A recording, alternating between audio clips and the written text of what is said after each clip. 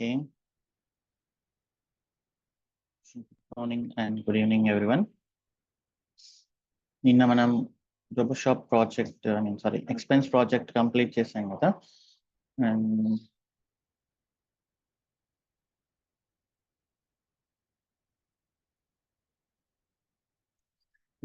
నిన్న ఒక recap DNS గురించి.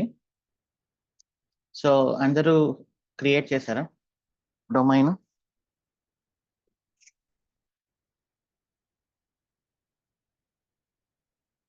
సో డొమైన్ క్రియేట్ చేయాలి and then domain transfer through Route 53 hosted zone. Okay, so ఈ హోస్టెడ్ జోన్ మాత్రం డిలీట్ చేయకూడదు. ఓకే, హోస్టెడ్ జోన్ డిలీట్ చేసి మళ్ళీ క్రియేట్ చేస్తే ఏమవుతుంది, నేమ్ సర్వర్స్ మళ్ళీ టైం పడుతుంది అప్డేట్ అవ్వడానికి. ఓకే, సో ఇప్పుడు ఏం చేయాలంటే update name servers in Hostinger, right? So దాని తర్వాత ఇక రికార్డ్స్ క్రియేట్ చేయొచ్చు. సో ఎలా జరుగుతుంది, ఫస్ట్ బ్రౌజర్లో మనం ఎంటర్ చేసిన తర్వాత browser cache and then OS cache check చేస్తుంది. సో దాని తర్వాత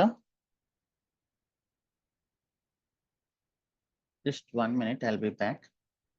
Just 1 minute.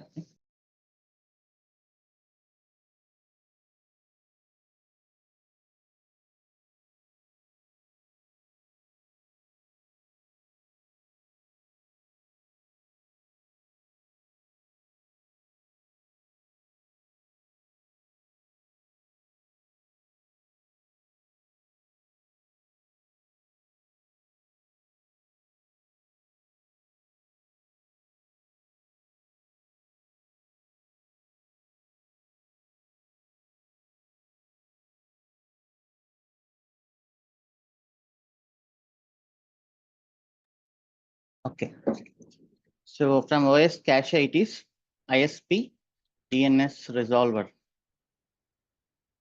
So DNS resolver, the request goes to root servers. So root servers will tell TLD information. So it goes to TLD name servers. Okay, so name servers is in the TLD, then name servers, then records. So ఇది, so మీరు ఎప్పుడైనా name servers change చేస్తే ఏమవుతుంది, domain register update the name servers to TLD. Okay, so ఇలా జరుగుతుంది అనమాట.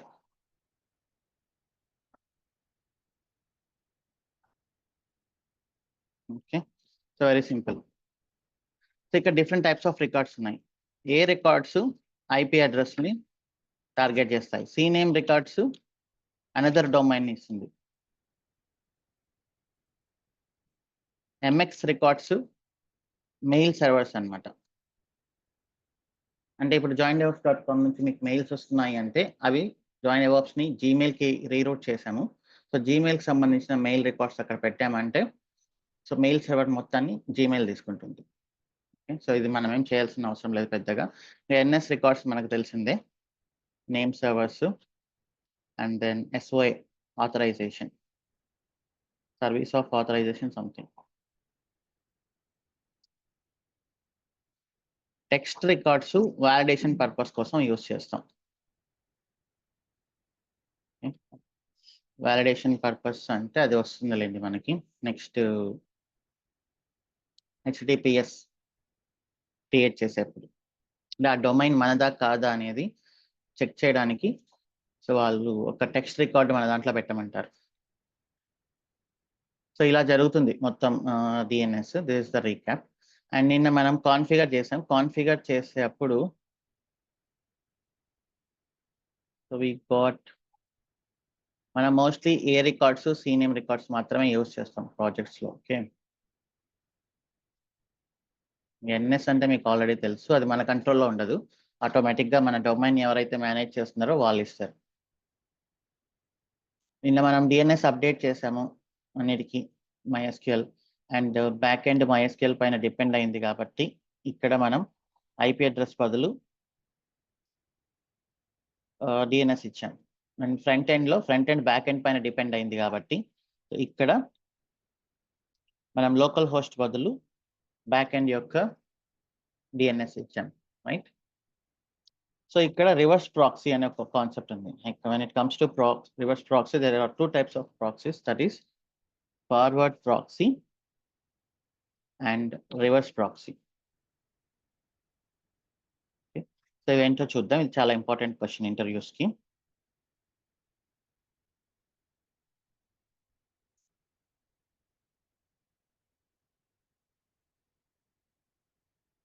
Proxy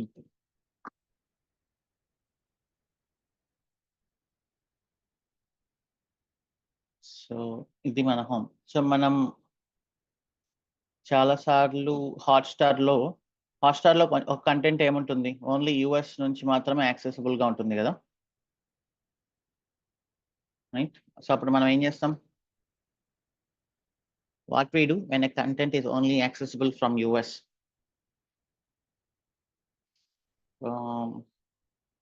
games కానీ restricted movies కానీ ఇలాంటివి వచ్చినప్పుడు సో మనం VPN అనేది యూస్ చేస్తాం కదా.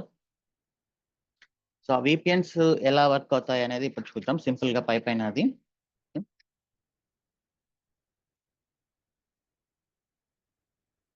సో ఇక్కడ మన మొబైల్ హాట్స్టార్ ఎక్కడో US లో ఉంది.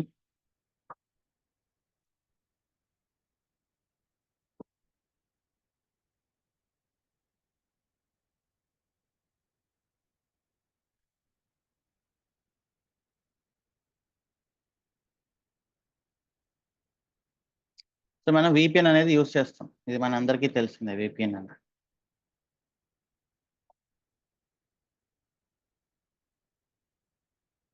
సో మన మొబైల్ యాప్ లో VPN ఇన్స్టాల్ చేసుకుంటాం. VPN ద్వారా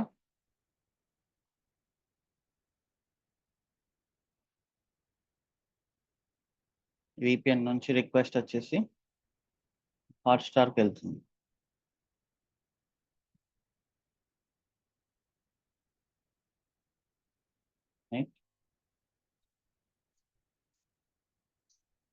సో ఇక్కడ దీనివల్ల అడ్వాంటేజెస్ ఏంటి? ఫార్వర్డ్ ప్రాక్సీ వల్ల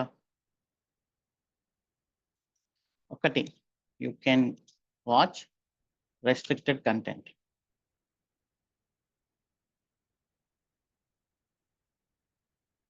you can change geo location కదా, ఇండియాలో ఉన్నట్లు కాకుండా US లో ఉన్నట్లు చూపిస్తున్నాం.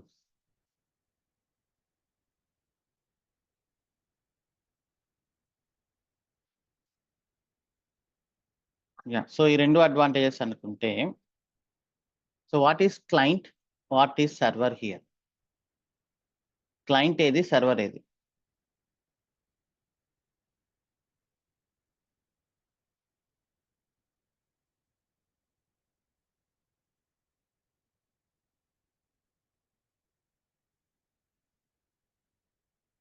సో ఇది క్లయింట్ మొబైల్,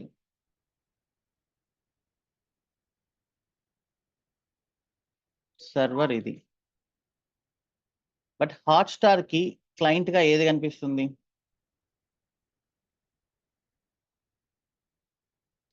హాట్స్టార్ క్లయింట్ ఎవరు? VPN. రియల్ క్లయింట్ ఎవరు? Mobile, right? సరే, ఈ VPN కూడా మనకు US లో ఉంటుంది.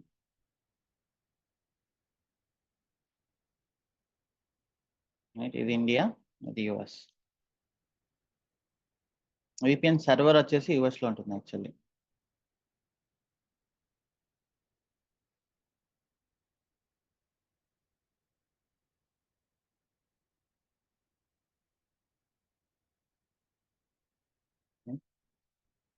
సో ఇక్కడ VPN ఉంది అనేది ఎవరికి తెలుసు? క్లయింట్కి తెలుసా, సర్వర్కి తెలుసా?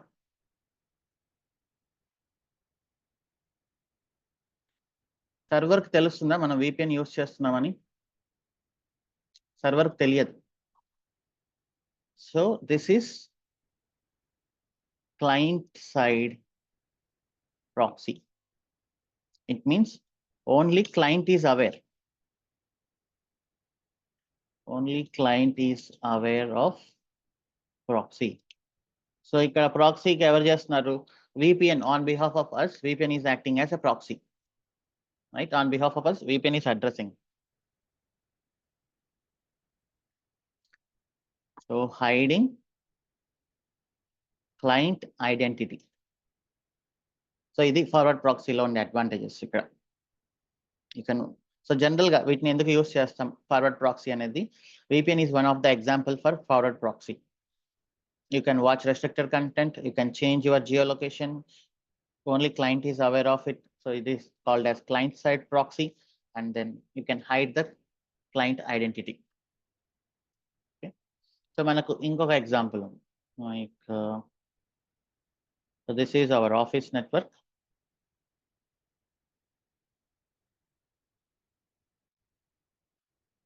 And this is cloud.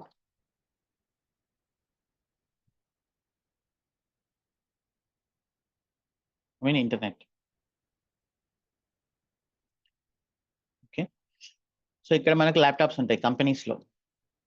Companies లో VPN యూస్ చేస్తారని తెలుసు కదా మనకు. సో మోస్ట్లీ జనరల్ గా ఏం చేస్తుంటారు? సిస్కో VPN అనేది యూస్ చేస్తుంటారు.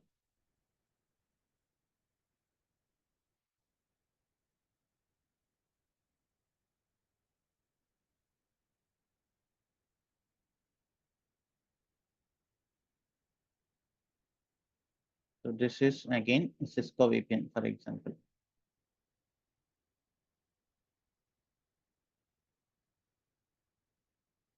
సో ఇక్కడ VPN ఎందుకు యూస్ చేస్తాం మనం?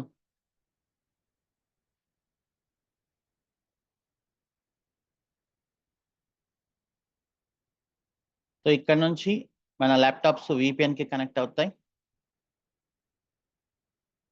అండ్ VPN నుంచి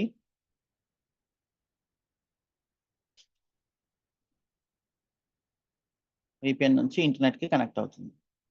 రైట్?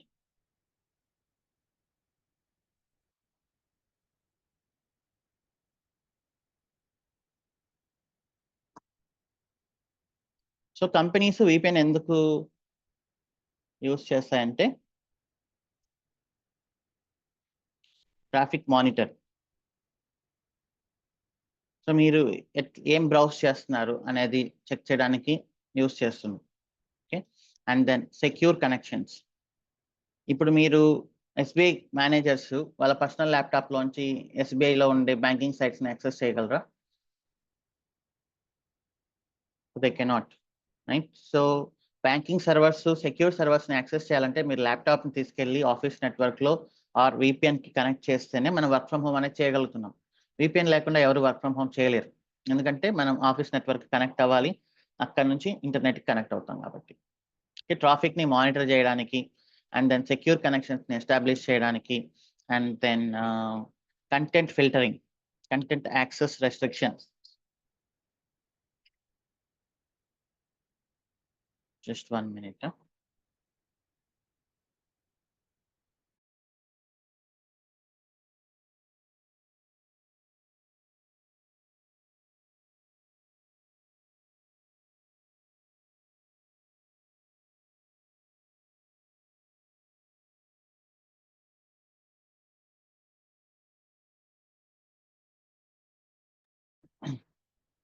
ఓకే.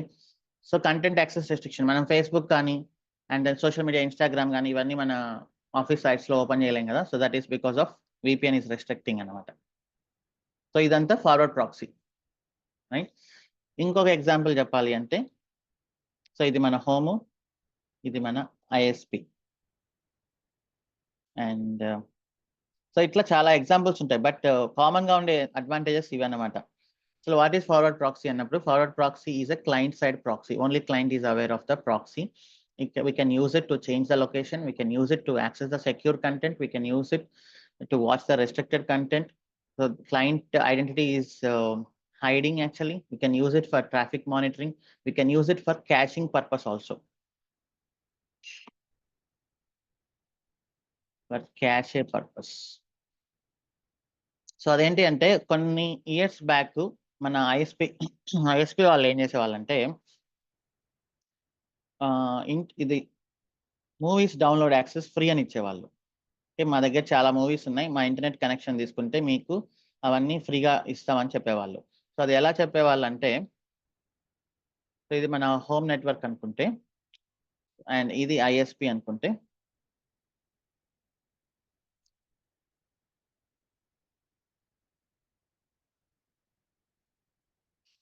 సో మీరు ఫస్ట్ ఒక మూవీని కానీ యాక్సెస్ చేశారనుకోండి, మీ ఒక యూజర్, రైట్? సో వీళ్ళు ఏం చేస్తారంటే ఇక్కడ వీళ్ళకి క్యాషే సర్వర్స్ ఉంటాయి. So that is cache servers. So ఒక యూజర్ ఎవరైనా ఆ మూవీ కావాలి అని పోయినప్పుడు ఆబ్వియస్లీ రిక్వెస్ట్ అనేది ఐఎస్పి నుంచి కదా పోతుంది ఇంటర్నెట్కి. ఓకే, రిక్వెస్ట్ అనేది ఐఎస్పి నుంచి ఇంటర్నెట్కి పోతుంది. అండ్ ఈ ఐఎస్పి వాళ్ళు ఏం చేస్తారంటే మూవీని ఫస్ట్ క్యాషేలో ఉందో లేదో చెక్ చేస్తారనమాట. వాళ్ళ క్యాషే సర్వర్స్లో ఉందో లేదో చెక్ చేస్తారు. ఒకవేళ లేకపోతే ఇంటర్నెట్లోంచి తీసుకొచ్చి క్యాషేలో పెడతారు. క్యాషేలో పెట్టి మళ్ళీ ఈ మూవీని తీసుకెళ్ళి వాళ్ళకి ఇచ్చేస్తారు. సో ఇప్పుడు నెక్స్ట్ ఇంకొక యూజర్ కానీ మళ్ళీ సేమ్ మూవీ డౌన్లోడ్ చేయాలని చూసారనుకోండి, రైట్? సో ఇప్పుడు మీరు బాహుబలి మూవీ డౌన్లోడ్ చేశారు, ఫస్ట్ టైం చేశారు, అది వాళ్ళ క్యాషేలో వచ్చి పడుతుంది. ఇంకొక యూజర్ కూడా బాహుబలి మూవీ డౌన్లోడ్ చేయాలని చూసినప్పుడు వాళ్ళకి సపరేట్ వెబ్సైట్ పెట్టేవాళ్ళు, అక్కడ లిస్ట్ చేసేవాళ్ళు అనమాట సినిమాలన్నింటినీ. ఇంకొక యూజర్ కానీ చేసినప్పుడు ఇక ఇంటర్నెట్కి రిక్వెస్ట్ పోతుందా, ఇక్కడ నుంచి డైరెక్ట్గా డౌన్లోడ్ అయిపోతుందా? సో డైరెక్ట్గా డౌన్లోడ్ అయిపోతుంది కదా. So from cache only. This is also one of the this is also one of the proxy అనమాట. ఓకే, సో వీటికి కూడా యూస్ చేస్తారు. These are all forward proxy advantages. ఇప్పుడు ఇక రివర్స్ ప్రాక్సీ అంటే ఏంటి?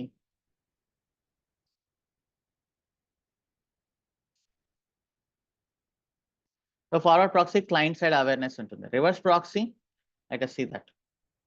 ఇప్పుడు మన ఫ్రంట్ ఎండ్ బ్యాక్ ఎండ్ చూసాం కదా. So this is our front end, this is our back end.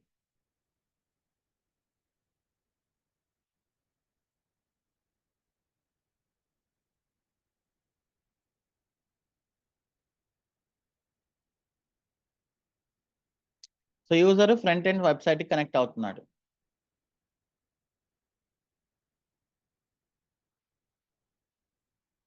So user తెలుసా వెనకాల బ్యాక్ ఎండ్ ఉందని?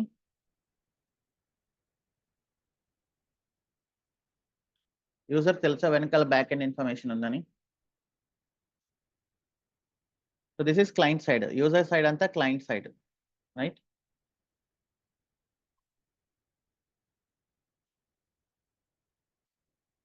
So this is client side and this is server side. Who is aware of the proxy now? Proxy అంటే ఏంటి ఇక్కడ? Front end మన Nginx అనేది popular reverse proxy server అనమాట. Okay, so only client is aware of the proxy. So ఇక్కడ advantage ఏంటి? Sorry, only server is aware of proxy. So this is server side proxy అనమాట. So advantages ఏంటి? Security between clients and servers. Okay, so security అంటే ఏంటి? ఇప్పుడు డేటాబేస్ని connect అవుతుంది actually. So మనం database సంబంధించిన కోడ్ అదంతా బ్యాక్ ఎండ్ లో ఉంటుంది కదా. డేటాబేస్ సంబంధించిన క్రెడెన్షియల్స్, అసలు టేబుల్ స్ట్రక్చర్ ఇదంతా ఇక్కడ ఉంటుంది. క్లయింట్స్ ని కానీ మనం డైరెక్ట్ గా బ్యాక్ ఎండ్ కానీ యాక్సెస్ ఇచ్చామంటే so that's security issue. So అందుకనే దాని ముందు ఒక ఫ్రంట్ ఎండ్ సర్వర్ ని పెట్టి, so on behalf of clients this front end server is requesting the back end అన్నట్టు. సో బట్ క్లయింట్స్ కి ఏంటి, వెనకాల బ్యాక్ ఎండ్ ఉందో లేదో వాళ్ళకి తెలియదు, వాళ్ళు రిక్వెస్ట్ చేస్తుండేది మాత్రం front end, right? Only server is aware of it. And then ఇంకొకటి as load balancer. Okay, so ఇక్కడ మనకి Nginx అనేది ఒక పాపులర్ రివర్స్ ప్రాక్సీ సర్వర్, ఒక పాపులర్ లోడ్ బ్యాలెన్స్ సర్వర్. మీరు AWS లో ALB యూస్ చేస్తున్నారు కదా, application load balancer, that is also back end by Nginx అనమాట. అది Nginx ఇంప్లిమెంటేషన్. ఇది చాలా powerful reverse proxy server and load balancer అనమాట. సో లోడ్ బ్యాలెన్సర్ అంటే ఏంటి? సో ఇది one of the advantage. Security between clients and servers ఒకటైతే load balancer కూడా, అంటే లోడ్ ని డిస్ట్రిబ్యూట్ చేయడానికి కూడా మనం యూస్ చేస్తాం. అది ఇప్పుడు చూద్దాం. ఇంకొకటి SSL టర్మినేషన్. సో HTTP కాకుండా HTTPS సెక్యూర్ అని అందరికీ తెలుసు. ఇప్పుడు మన బ్రౌజర్స్ అన్ని కంప్లైంట్ చేస్తున్నాయి కదా, మీరు HTTP వాడుతున్నారంటే ఇది నాట్ సెక్యూర్ అని. ఇప్పుడు నేను HTTPS ఇక్కడ పెట్టాలి, ఇక్కడ నుంచి ఇక్కడికి పెట్టాలి, ఇక్కడ నుంచి ఇక్కడికి పెట్టాలి. But front end to back end అనేది internal communication, back end to database అనేది internal communication, like with in our infrastructure. ఇప్పుడు HTTPS నేను ఇక్కడ నుంచి ఇక్కడికి ఇంటర్నల్ అయినప్పుడు HTTPS వాడాల్సిన అవసరం లేదు. బికాస్ HTTPS వాడడం అనేది ఒక పెద్ద టాస్క్ అనమాట. దాంట్లో సర్టిఫికేట్స్, వాటి ఎక్స్పైరీస్, ఆ మేనేజ్మెంట్ అదంతా చాలా హెడేక్ యాక్చువల్లీ. మనం ఓన్లీ క్లయింట్స్ దేనికైతే డైరెక్ట్ గా కనెక్ట్ అవుతున్నారో దానికి మాత్రమే మనం HTTPS వాడతాం. సో క్లయింట్స్ డైరెక్ట్ గా కనెక్ట్ అయ్యేది ఎక్కడికి? ఫ్రంట్ ఎండ్ కి. సో ఫ్రంట్ ఎండ్ సర్వర్ లో మాత్రమే మనం HTTPS అనేది యూస్ చేస్తాం. సో SSL టర్మినేషన్ అంటే SSL ఇక్కడతో ఆగిపోతుంది అనమాట. సో SSL టర్మినేషన్ ఎప్పుడు కూడా మనకి రివర్స్ ప్రాక్సీ సర్వర్ లో జరుగుతుంది. అండ్ ఇక్కడ నుంచి ఇక్కడికి ఇంటర్నల్ కమ్యూనికేషన్ కాబట్టి అక్కడ మనకి ఏం సెక్యూరిటీ పెద్దగా అవసరం లేదు. సో ఇవి అడ్వాంటేజెస్. లోడ్ బ్యాలెన్సర్ లాగా యూస్ చేస్తుంది అన్నాను కదా. సో ఇప్పుడు బ్యాక్ ఎండ్ సర్వర్స్ మీరు మల్టిపుల్ పెట్టొచ్చు. మన ఫ్రంట్ ఎండ్ ఏంటంటే సో దీనికి ఈక్వల్ గా లోడ్ ని డిస్ట్రిబ్యూట్ చేస్తుంది అనమాట. సో ఫర్ ఎగ్జాంపుల్ ఇప్పుడు మనం చూద్దాం అసలు లోడ్ బ్యాలెన్సర్ గా ఎలా వర్క్ అవుతుంది అనేది.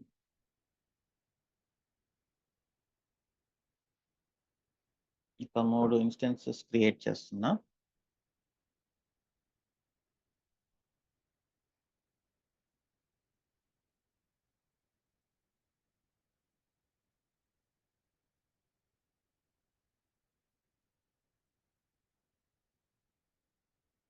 ఎందుకో ఇది అప్డేట్ అవ్వట్లేదు. సో అందుకని నేను మళ్ళీ అది డిలీట్ చేసి DevOps practices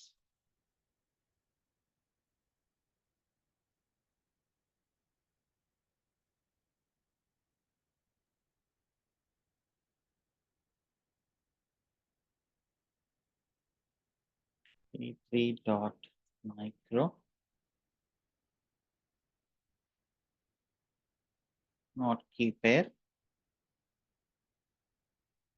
allow such sorry allow all present and then launch instance.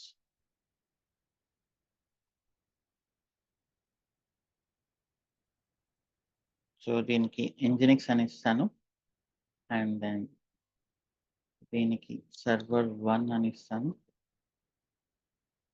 దీనికి server2 అని ఇస్తాను. ఒక 1 minute టైం పడుతుంది ఈ సర్వర్స్ అప్ అవడానికి. Let's wait for 1 minute.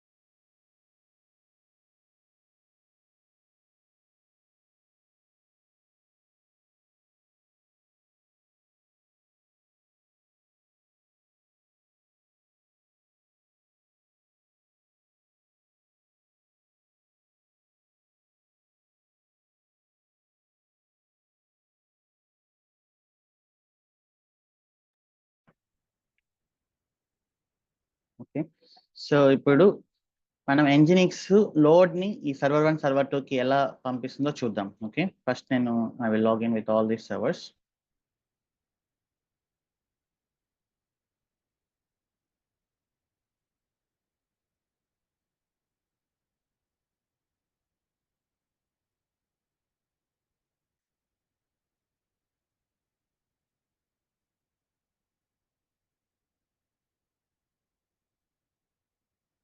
server1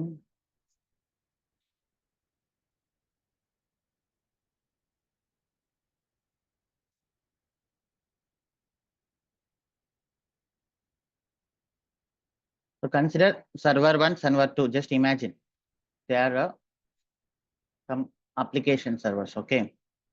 So website ni server 1, server 2 లో మనం లాంచ్ చేసాం అనుకుందాం. sudo su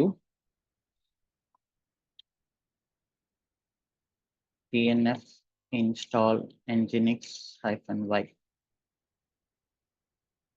sudo su dnf install nginx-y.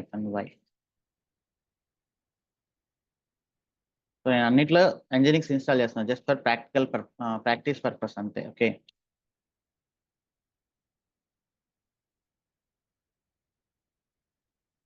So nginx important locations ఏంటి? Where do you find nginx configuration? nginx configuration ఎక్కడ ఉంటుంది? /etc/nginx లో ఉంటుంది. Website ఎక్కడ ఉండాలి? nginx వెబ్సైట్ కోసం ఏ ఫోల్డర్ లో వెతుకుతుంది? usr share nginx. ఇక్కడ మనం వెబ్సైట్స్ అనేది ఇక్కడ పెట్టాలి. ఓకే. సో జనరల్ గా అండ్ దెన్ ఇంకా ఏమున్నాయి? లాగ్స్ లొకేషన్ ఎక్కడ ఉంటుంది?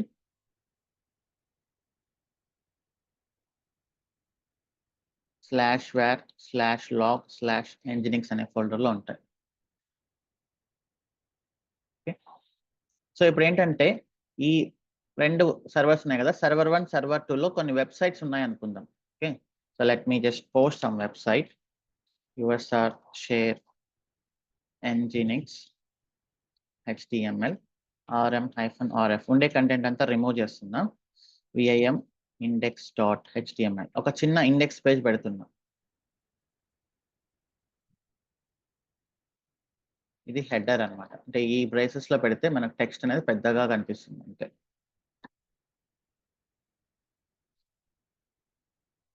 హాయ్ ఐఎమ్ ఫ్రమ్ సర్వర్ 1 అని ఇచ్చా ఇక్కడ అంతే.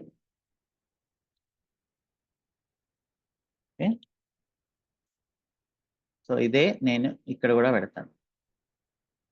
vim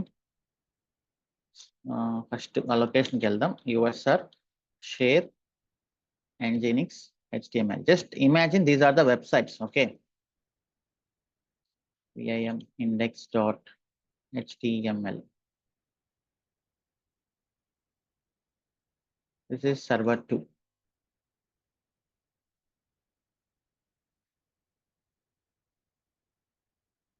Okay. And systemctl restart nginx. systemctl restart nginx.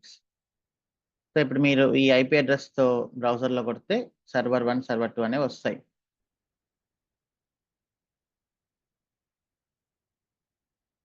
ఇది సర్వర్ 2 అండ్ ఇది సర్వర్ 1.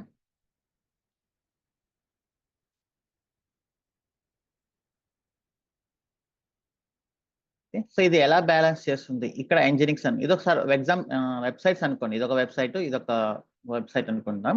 ఎలా బ్యాలెన్స్ చేస్తుందో నేను చూపిస్తున్నాను. ఓకే. సో ఇప్పుడు ఇక్కడ ఏం చేయాలంటే ఈ nginx సర్వర్ అనేది, సో దీనికి రిక్వెస్ట్ ని ఒక 10 మంది రిక్వెస్ట్లు వచ్చినప్పుడు ఒక 5 రిక్వెస్ట్లు ఇక్కడికి, ఒక 5 రిక్వెస్ట్లు ఇక్కడికి బ్యాలెన్స్ చేస్తూ పంపించాలన్నమాట. So that is called load balancing. So ఆ లోడ్ బ్యాలెన్సింగ్ ఎలా చేయాలి అంటే nginx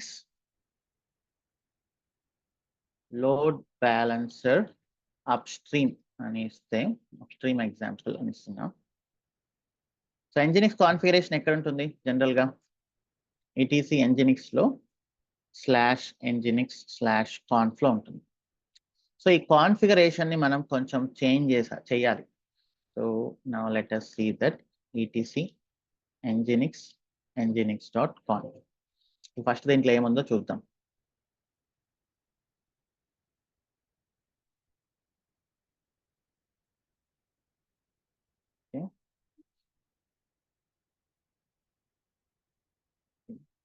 JSON అనుకుంటే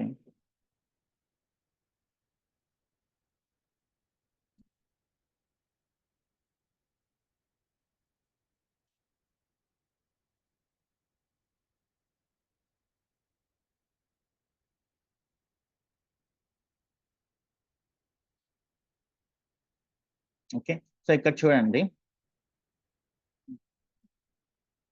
జస్ట్ గివ్ నార్మల్ టెక్స్ట్.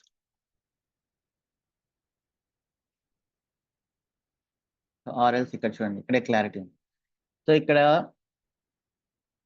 మిమ్మల్ని అడుగుతుంటారు, so how can you change the default port of Nginx? ఎలా చేంజ్ చేయొచ్చు?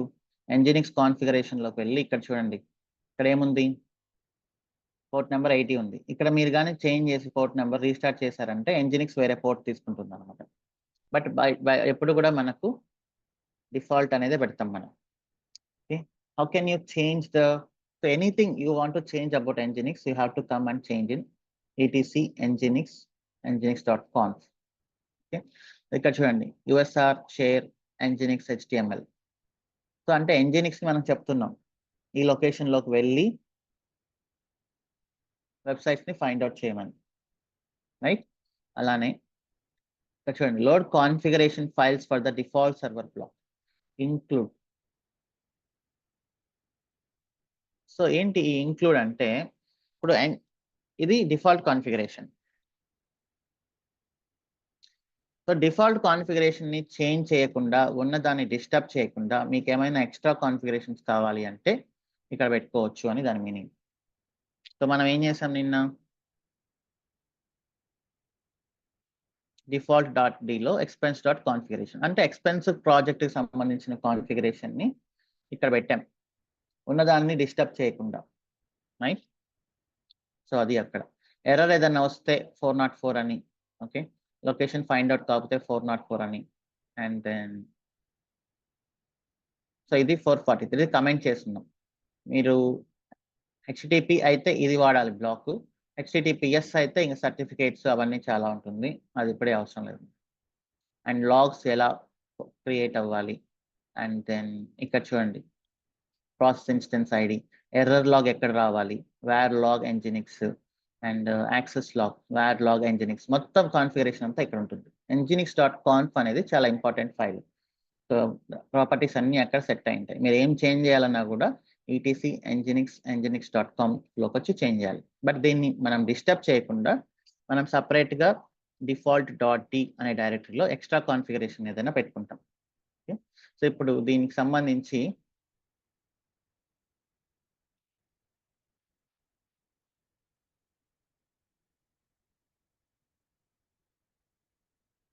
ఇక్కడ చూడండి అప్స్ట్రీమ్, ఇక్కడ ఒక చిన్న బ్లాక్ రాయాలన్నమాట.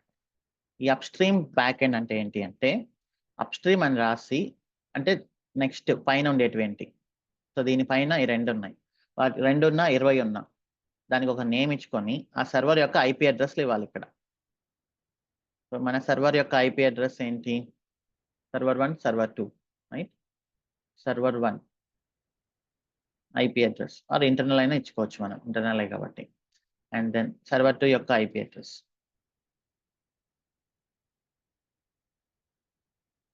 ఇప్పుడు మనం ఏం చేస్తున్నాం, nginxకి ఇన్ఫార్మ్ చేస్తున్నాం మాకు బ్యాక్గ్రౌండ్లో మల్టిపుల్ సర్వర్స్ ఉన్నాయి అనేది ఇన్ఫార్మ్ చేస్తున్నాం. అది ఏ బ్లాక్లో పెట్టాలనేది జాగ్రత్తగా చూసుకోండి, HTTP అనే బ్లాక్లో పెట్టాలి. సో ఇప్పుడు నేను ఏం చేస్తానంటే ఈ nginx.confలో vim etc nginx.confలో ఈ HTTP అనే దాంట్లోకి వెళ్ళి ఈ అప్స్ట్రీమ్ సర్వర్స్ అనేది ప్లేస్ చేస్తాం. అంటే మనం nginxకి ఇన్ఫార్మ్ చేస్తున్నాం నాకు కొన్ని అప్స్ట్రీమ్ సర్వర్స్ ఉన్నాయి.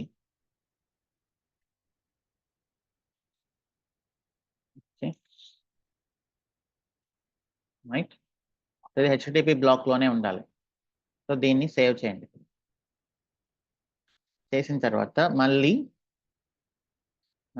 Let's go to etc nginx default.dలో ఇక్కడ ఒక చిన్నది క్రియేట్ చేద్దాం, load balance.conf. ఇక్కడ మనం ఇంకా ఇది మన ఉంది కదా, ఇది పెట్టాలి, ప్రాక్సీలు. ఎవరైనా ఒక కస్టమర్స్ స్లాష్ అని ఇచ్చారు అంటే మనం ప్రాక్సీని వచ్చేసి అప్స్ట్రీమ్ అని ఇస్తున్నాం, అప్స్ట్రీమ్ పోర్ట్ నెంబర్ 80. సో దీన్ని తీసుకెళ్ళి నేను ఇక్కడ పెట్టాలి. అప్స్ట్రీమ్ అంటే ఏంటి? మనం ఇప్పుడు క్రియేట్ చేసిన ఇది బ్యాక్ ఎండ్ కదా, సారీ నేమ్ ఇచ్చింది back end.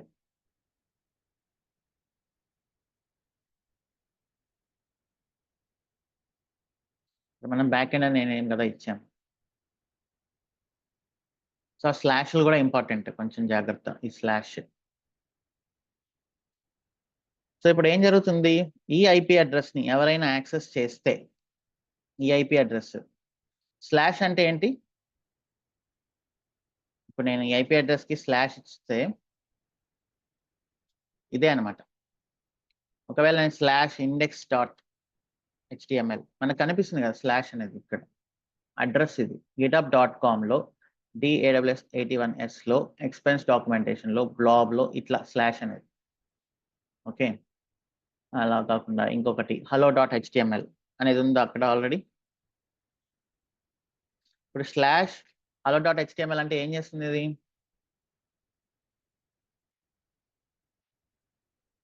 USR share nginx HTML, ఇది డిఫాల్ట్, రైట్. సో మీరు ఒక ఐపీ అడ్రస్ ఇచ్చిన ఆర్ ఐపీ అడ్రస్ స్లాష్ ఇచ్చిన డిఫాల్ట్ ఫైల్ ఏంటి? సో దీని లోపల ఉండే index.html ఫైల్ అనమాట.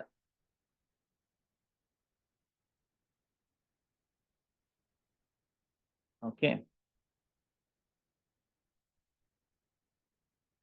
What it. సో ఆ కాన్ఫిగరేషన్ కూడా ఇక్కడ ఉంది చూడండి, index.html అనే దాన్ని డిఫాల్ట్ గా తీసుకోమని ఇక్కడ ఉంటుంది.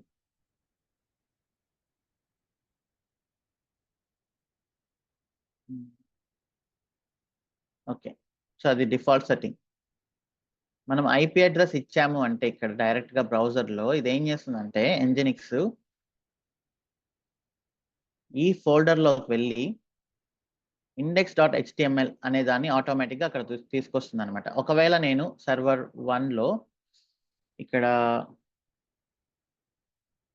ఎక్కో హలో అని ఇచ్చాను అంటే /hello.html. ఓకే, సో ఇప్పుడు నేను సర్వర్ 1 లో /hello.html అంటే దాని మీనింగ్ ఏంటి?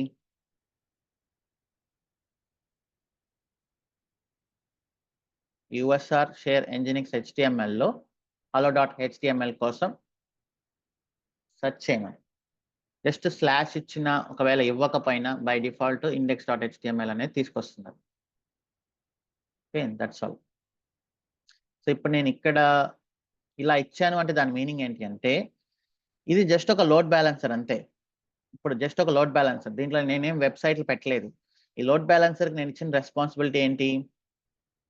నువ్వు ఈ రిక్వెస్ట్ని ఏదర్ పైకైనా సర్వర్ 1 కైనా సర్వర్ 2 కైనా లోడ్ బ్యాలెన్స్ చేస్తూ ఉండు.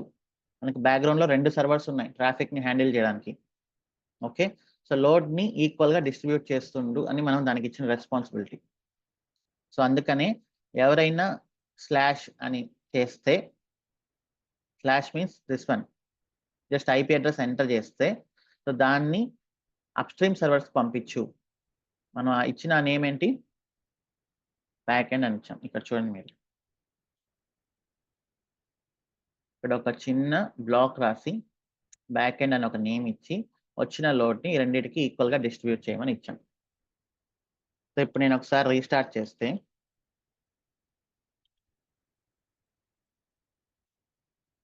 రీస్టార్ట్ చేసి ఈ ఐపీ అడ్రస్ నేను ఇక్కడ పెట్టాను అనుకోండి, I remove this.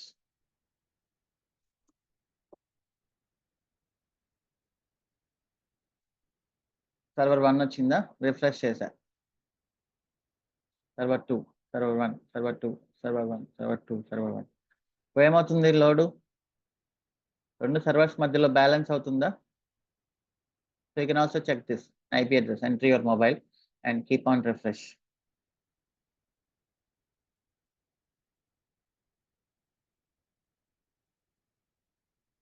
So this is how nginx reverse proxy server can also be used as a load balancer. Okay. So that is the reverse proxy advantages. So మనకు back end ఒకే server ఉంది కాబట్టి నిన్న మీకు అది తెలియలేదు actually, but you can keep 2 back end servers if you want. So ఇది మనం initial గా చేస్తున్న లోడ్ బ్యాలెన్సింగ్ అనమాట, క్లౌడ్ లేకముందు. సో క్లౌడ్ వచ్చిన తర్వాత మనం క్లౌడ్ లో ఉండే లోడ్ బ్యాలెన్సర్స్ ని యూజ్ చేస్తాం, but same concept. Okay, so ఇది చాలా ఇంపార్టెంట్ క్వశ్చన్. ఇవన్నీ అడుగుతారు వాళ్ళు. ఇంత టైం తీసుకొని చెప్పడానికి రీజన్ మీరు కాన్ఫిడెంట్ గా దాన్ని ఆన్సర్ చేయడానికి.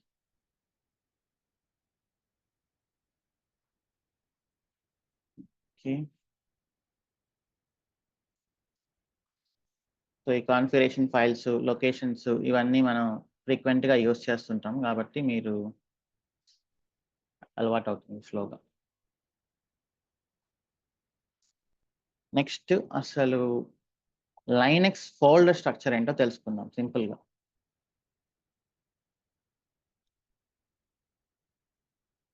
సో ఇప్పుడు నేను నా విండోస్ డిస్క్ సిలోకి వెళ్ళి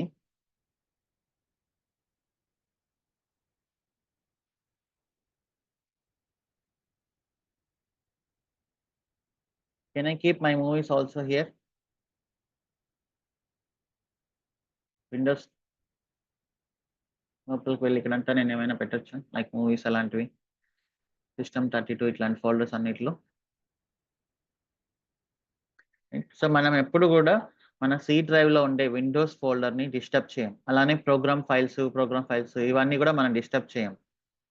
మనం కొత్త డైరెక్టరీస్ ని క్రియేట్ చేసుకుంటాం ఆర్ పార్టిషన్ చేసుకొని డిస్క్ డి, డిస్క్ ఈ, డిస్క్ ఎఫ్ లో మనము మన files, personal files, movies, songs, photos ఇలాంటివన్నీ ప్లేస్ చేసుకుంటూ వెళ్తాం. సో ఎందుకంటే ఆపరేటింగ్ సిస్టమ్స్ కంటూ కొన్ని డైరెక్టరీస్ ఉంటాయి, వాటిని అలా వదిలేయాలి, వాటిని డిస్టర్బ్ చేయకూడదు. సో ఇది విండోస్ ఫోల్డర్ స్ట్రక్చర్. అలానే లైనక్స్ ఫోల్డర్ స్ట్రక్చర్ వచ్చేసరికి what is the root directory?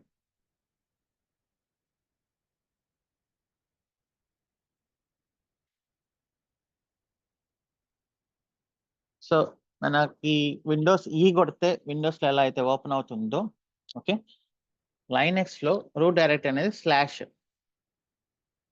Everything ఇక్కడ నుంచే ఉన్నాయి. ఓకే, ఇది స్టార్ట్ చేసే ముందు let us take 5 minutes break.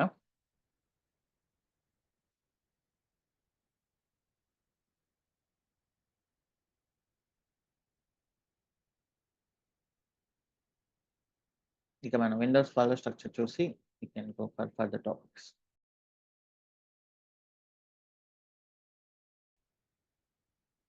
Okay, so theoretical గా ఏంటి అంటే విండోస్ లో అయినా లైనక్స్ లో అయినా మీరు ఏ లొకేషన్ లో ఏదైనా ప్లేస్ చేయొచ్చు. ఓకే, ఒక లైనక్స్ సర్వర్ నుంచి ఉంటే బాగుండే. Let me create one more just చూడడానికి locations.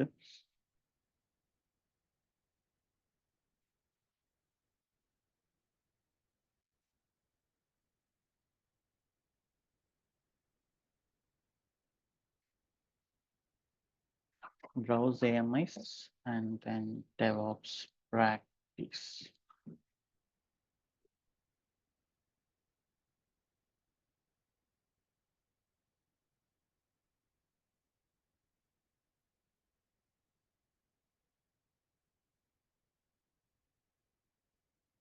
Can be anything, just to check the structure.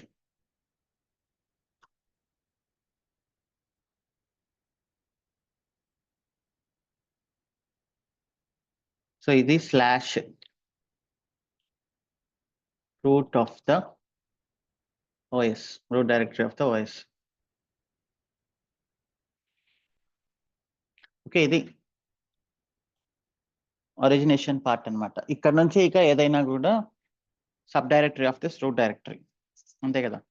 ఇప్పుడు డిస్క్ సిలో ఏదైనా కూడా sub directory of disk C. Slash bin అనేది ఉంటుంది. స్లాష్ బిన్ అంటే దాని మీనింగ్ ఏంటంటే బైనరీస్ అని, like our essential commands.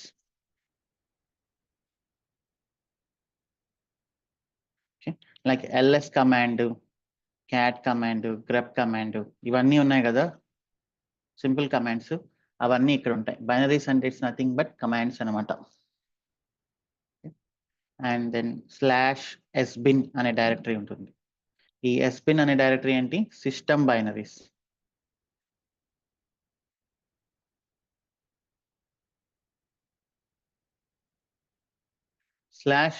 /sbin అంటే దీంట్లో ఏముంటాయంటే admin commands like reboot, IP tables, ఇట్లాంటివన్నీ ఇక్కడ ఉంటాయి. అంటే అడ్మినిస్ట్రేటివ్కి సంబంధించిన కమాండ్స్ అన్ని sbin అనే డైరెక్టరీలో ఉంటాయి. సో థియరిటికల్గా మీరు ఎక్కడ ఏదైనా ప్లేస్ చేసుకోవచ్చు, బట్ ఒక పర్పస్ అనేది ఉంటుంది కదా, ఆ పర్పస్ తెలిస్తే better. So let me log in to this.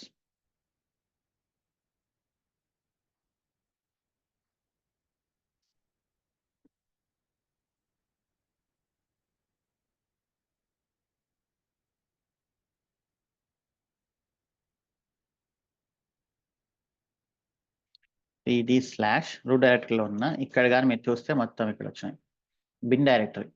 Okay, and boot directory. /boot అంటే ఏంటి అంటే, so when Linux server started, it refers boot directory for system configuration. Booting configuration అనేది ఒకటి ఉంటుంది కదా, సో దానికోసం అంటే సిస్టమ్ని ఎలా స్టార్ట్ చేయాలి, సో ఆ ఫైల్స్ అన్ని ఈ బూట్ డైరెక్టరీలో ఉంటాయి అన్నమాట. Okay, /dev means devices. Okay, మన సిస్టంలో ఉండే మానిటర్, జనరల్గా టెర్మినల్, కీబోర్డు, ఇవన్నీ ఇక్కడ మౌంట్ అయి ఉంటాయి. సో మన హార్డ్ డిస్క్కి మానిటర్ కూడా అనేది ఒక డివైస్, ప్రింటర్ అనేది ఒక డివైస్, కీబోర్డ్ అనేది ఒక డివైస్, ఇవన్నీ ఇక్కడ ఉంటాయి అన్నమాట. /dev means devices. Okay,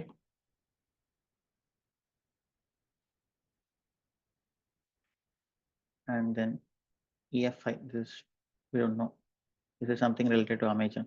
etc అంటే మీనింగ్ ఏంటి? ఎక్స్ట్రా అని కదా, ఎక్సెట్రా అంటాం జనరల్గా, ఎక్స్ట్రా కాన్ఫిగరేషన్ అన్నట్లు. System configuration files, service configurations, అవన్నీ ఇక్కడ ఉంటాయి. సో మన ఎంజినిక్స్ కానీ అండ్ సిస్టమ్ CTL సర్వీసెస్ కానీ ఇవన్నీ ETCలో ఉంటాయి కదా, రైట్. SSH కాన్ఫిగరేషన్, అన్ని కాన్ఫిగరేషన్ ఫైల్స్ జనరల్గా ETC డైరెక్టరీలో ఉంటాయి. అండ్ దెన్ హోమ్ డైరెక్టరీ అంటే మనకు తెలిసిందే already, all users directories are here. Home directory of users.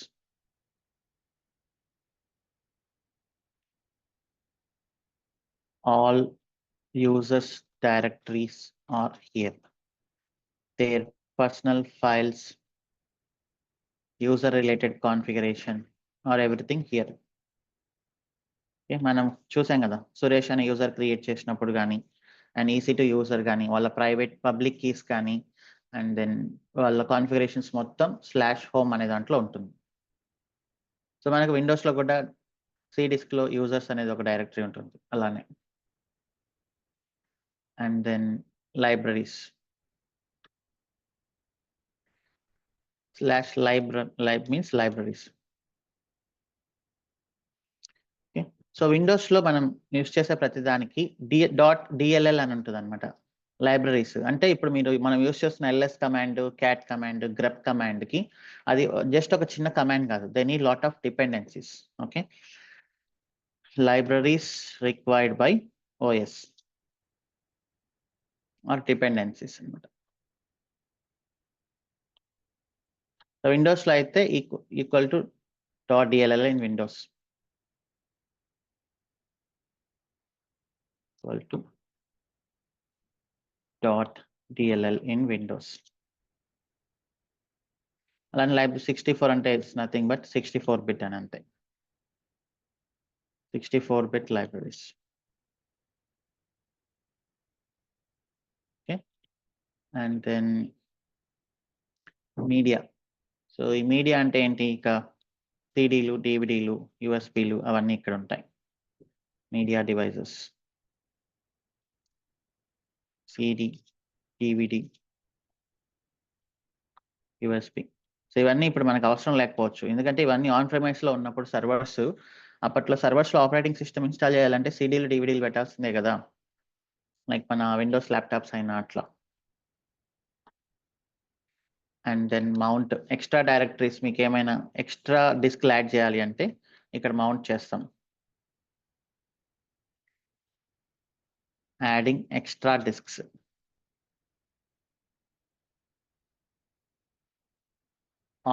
Opt means optional.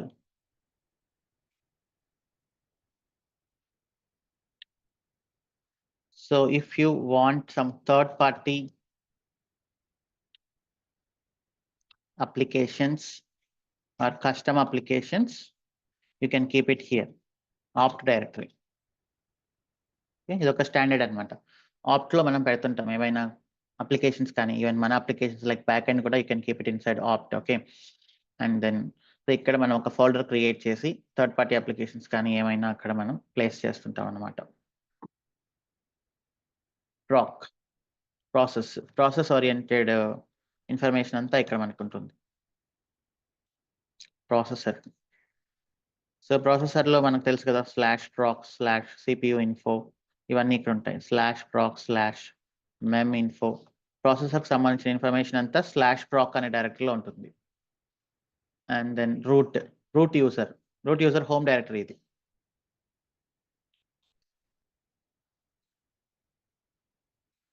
Home directory of root user. Okay, and then running information. అంటే ఇప్పుడు మన ఓఎస్ రన్ అవుతుంది కదా మన సర్వరు, సో దాని యొక్క మొత్తం ఇన్ఫర్మేషన్ ఇక్కడ ఉంటుంది అనమాట. Running information of server. For example, so మీరు cd/runలోకి వెళ్తే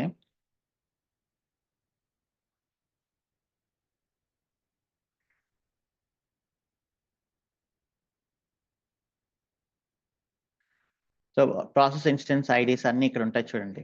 మన SSH ప్రాసెస్ ఇన్స్టెన్స్ ఐడి. జనరల్గా రన్నింగ్ ఇన్ఫర్మేషన్ అంటే ఏంటి, ఏవే ప్రాసెస్లు రన్ అవుతున్నాయి ఆ ప్రాసెస్లకు సంబంధించిన ఇన్ఫర్మేషన్ అంతా ఇక్కడ ఉంటుంది. For example SSH, SSH.pid 1246 check చేయండి. grep SSHT 1246. Okay, running information మొత్తం /run అనే డైరెక్టరీలో ఉంటుంది. That's it. అండ్ SBIN ఇందాక మనకు తెలిసిందే, సేమ్ డిఫరెంట్ దాన్ని రీడైరెక్ట్ చేస్తుంది. SRV service files. సో వీటన్నిటినీ అవసరం లేదు యాక్చువల్లీ, మనం మేజర్గా యూస్ చేసే వాటికి తెలిస్తే చాలు.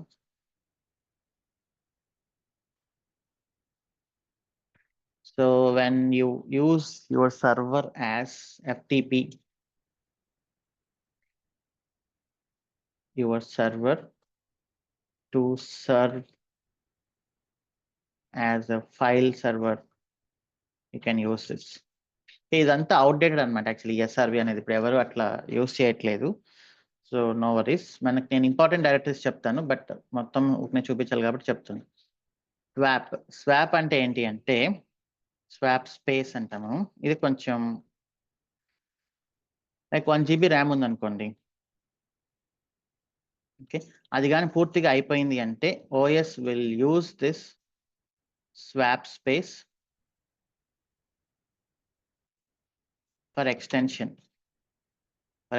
of RAM, just like reserve. మనం బైక్స్ లో రిజర్వ్ లాగా, రిజర్వ్ స్పేస్. స్వాప్ ఎప్పుడు యూస్ చేస్తుందంటే ర్యామ్ అంతా ఫుల్ అయిపోయినప్పుడు. ఓకే, మన సర్వర్ యొక్క ర్యామ్ అంతా ఫుల్ అయిపోయినప్పుడు ఈ స్వాప్ స్పేస్ ని ఒక రిజర్వ్ స్పేస్ లాగా OS అనేది యూస్ చేస్తుంది అనమాట. And then temp directory. ఇంకా ఈ సిస్టమ్ అంటే సిస్టమ్ సంబంధించిన ఫైల్స్ అన్ని అక్కడ ఉంటాయి అనుకోండి, like kernel /sys system kernel info and then devices info ఇవన్నీ ఇక్కడ ఉంటుంది.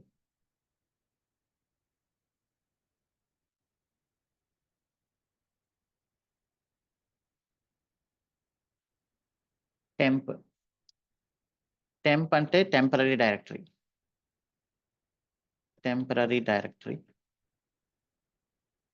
Not at all important. మీకు ఏదైనా టెంపరరీగా కొన్ని ఫైల్స్ ని ప్లేస్ చేయాలి అనుకుంటే టెంప్ డైరెక్టరీ లో పెట్టుకోవచ్చు. టెంప్ డైరెక్టరీ లో ఉంది అంటే దాని మీనింగ్ ఏంటి అంటే అది unimportant file, you can delete it at any point of time అన్నట్లు దాని మీనింగ్. ఓకే, యూజర్ కి సంబంధించిన ఇన్ఫర్మేషన్స్ అంతా ఇక్కడ ఉంటుంది. Like shared files and documents.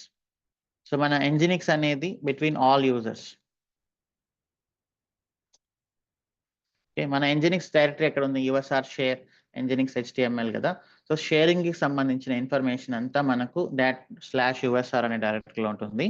Final గా /var. It means variables. Variables అంటే ఏంటి? ఫ్రీక్వెంట్ గా వేరియబుల్ అయ్యేది, like logs and messages. So మీరు యూస్ చేసే కొద్ది ఆ లాగ్స్ అవన్నీ పెరుగుతుంటాయి కాబట్టి లాగ్స్ అనేది మోస్ట్లీ ఈ var అనే డైరెక్టరీలో ఉంటాయి. సో ఇక్కడ ఇంపార్టెంట్ డైరెక్టరీస్ అంటే మీరు తెలుసుకోవాల్సింది /etc/opt, ఎక్స్ట్రా ప్యాకేజెస్ అక్కడ పెడతాం, అండ్ దెన్ /var. ఓకే, ఇక మోస్ట్లీ అదే ఫ్రీక్వెంట్ గా మనం యూస్ చేసేది.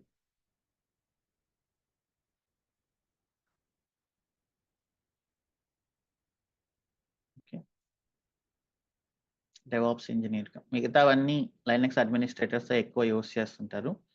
బైనరీస్ దీంట్లో ఉంటాయన్నమాట. మన కమాండ్స్ అన్ని ఇక్కడ ఉంటాయి.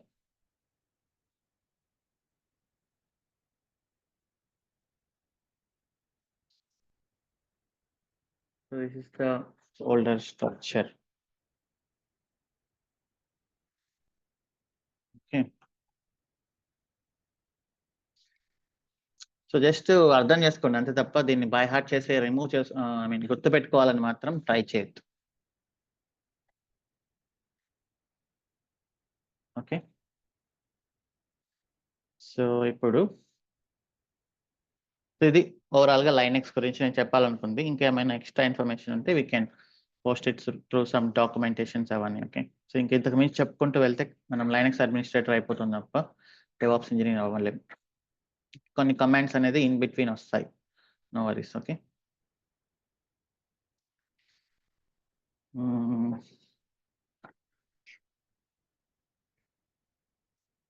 So I can say Linux is completed. ఇంకేదైనా ఎక్స్ట్రా ఇన్ఫర్మేషన్ ఉంటే మీరు బ్లాగ్స్ లాగా అలా చూడండి. ఎక్కువ మనం లైనక్స్ అనేది డిస్కస్ చేసుకుంటూ వెళ్ళలేము. Already today is 9th session కాబట్టి ఒక డీసెంట్ అండర్స్టాండింగ్ అయితే వచ్చింది కదా. లైనక్స్ ఓఎస్ కమాండ్స్ యూసేజ్ కానీ, ఎడిటర్స్ కానీ, యూజర్ మేనేజ్మెంట్, ప్రాసెస్లో ఎలా చెక్ చేయాలి, స్టేటస్లో ఎలా చెక్ చేయాలి, సర్వీస్లో ఎలా స్టార్ట్ చేయాలి, పోర్ట్లో ఎలా చెక్ చేయాలి. సో ఇదంతా ఇంపార్టెంట్. టాప్ కమాండ్, ఇంకా కొన్ని వస్తాయి మనకి, మెమరీ చెకింగ్ అవన్నీ వస్తాయి, నో వరీస్. సో ఇప్పుడు ఇలా జరిగేది అనమాట మాన్యువల్గా, రైట్. సో మాన్యువల్గా ఇలా జరుగుతున్నప్పుడు ఇప్పుడు నేను ఇంకొక 4 సర్వర్లు యాడ్ చేయాలి అంటే, so it's in server everything is a configuration.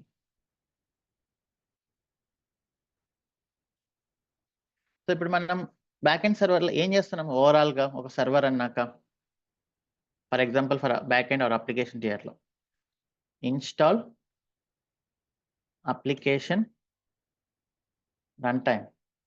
So that is like Node.js కానీ ఆర్ జావా కానీ ఏదైనా. సో అది ఇన్స్టాల్ చేసాం. నెక్స్ట్ ఏం చేసాం? This is all configuring the server. Next ఏం చేసాం? Create a user, create a folder.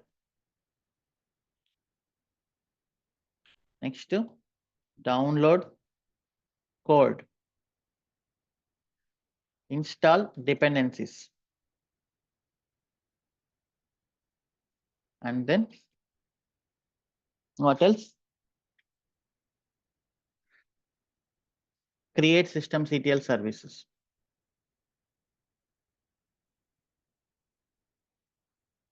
So ఇది మనం చేస్తుంది.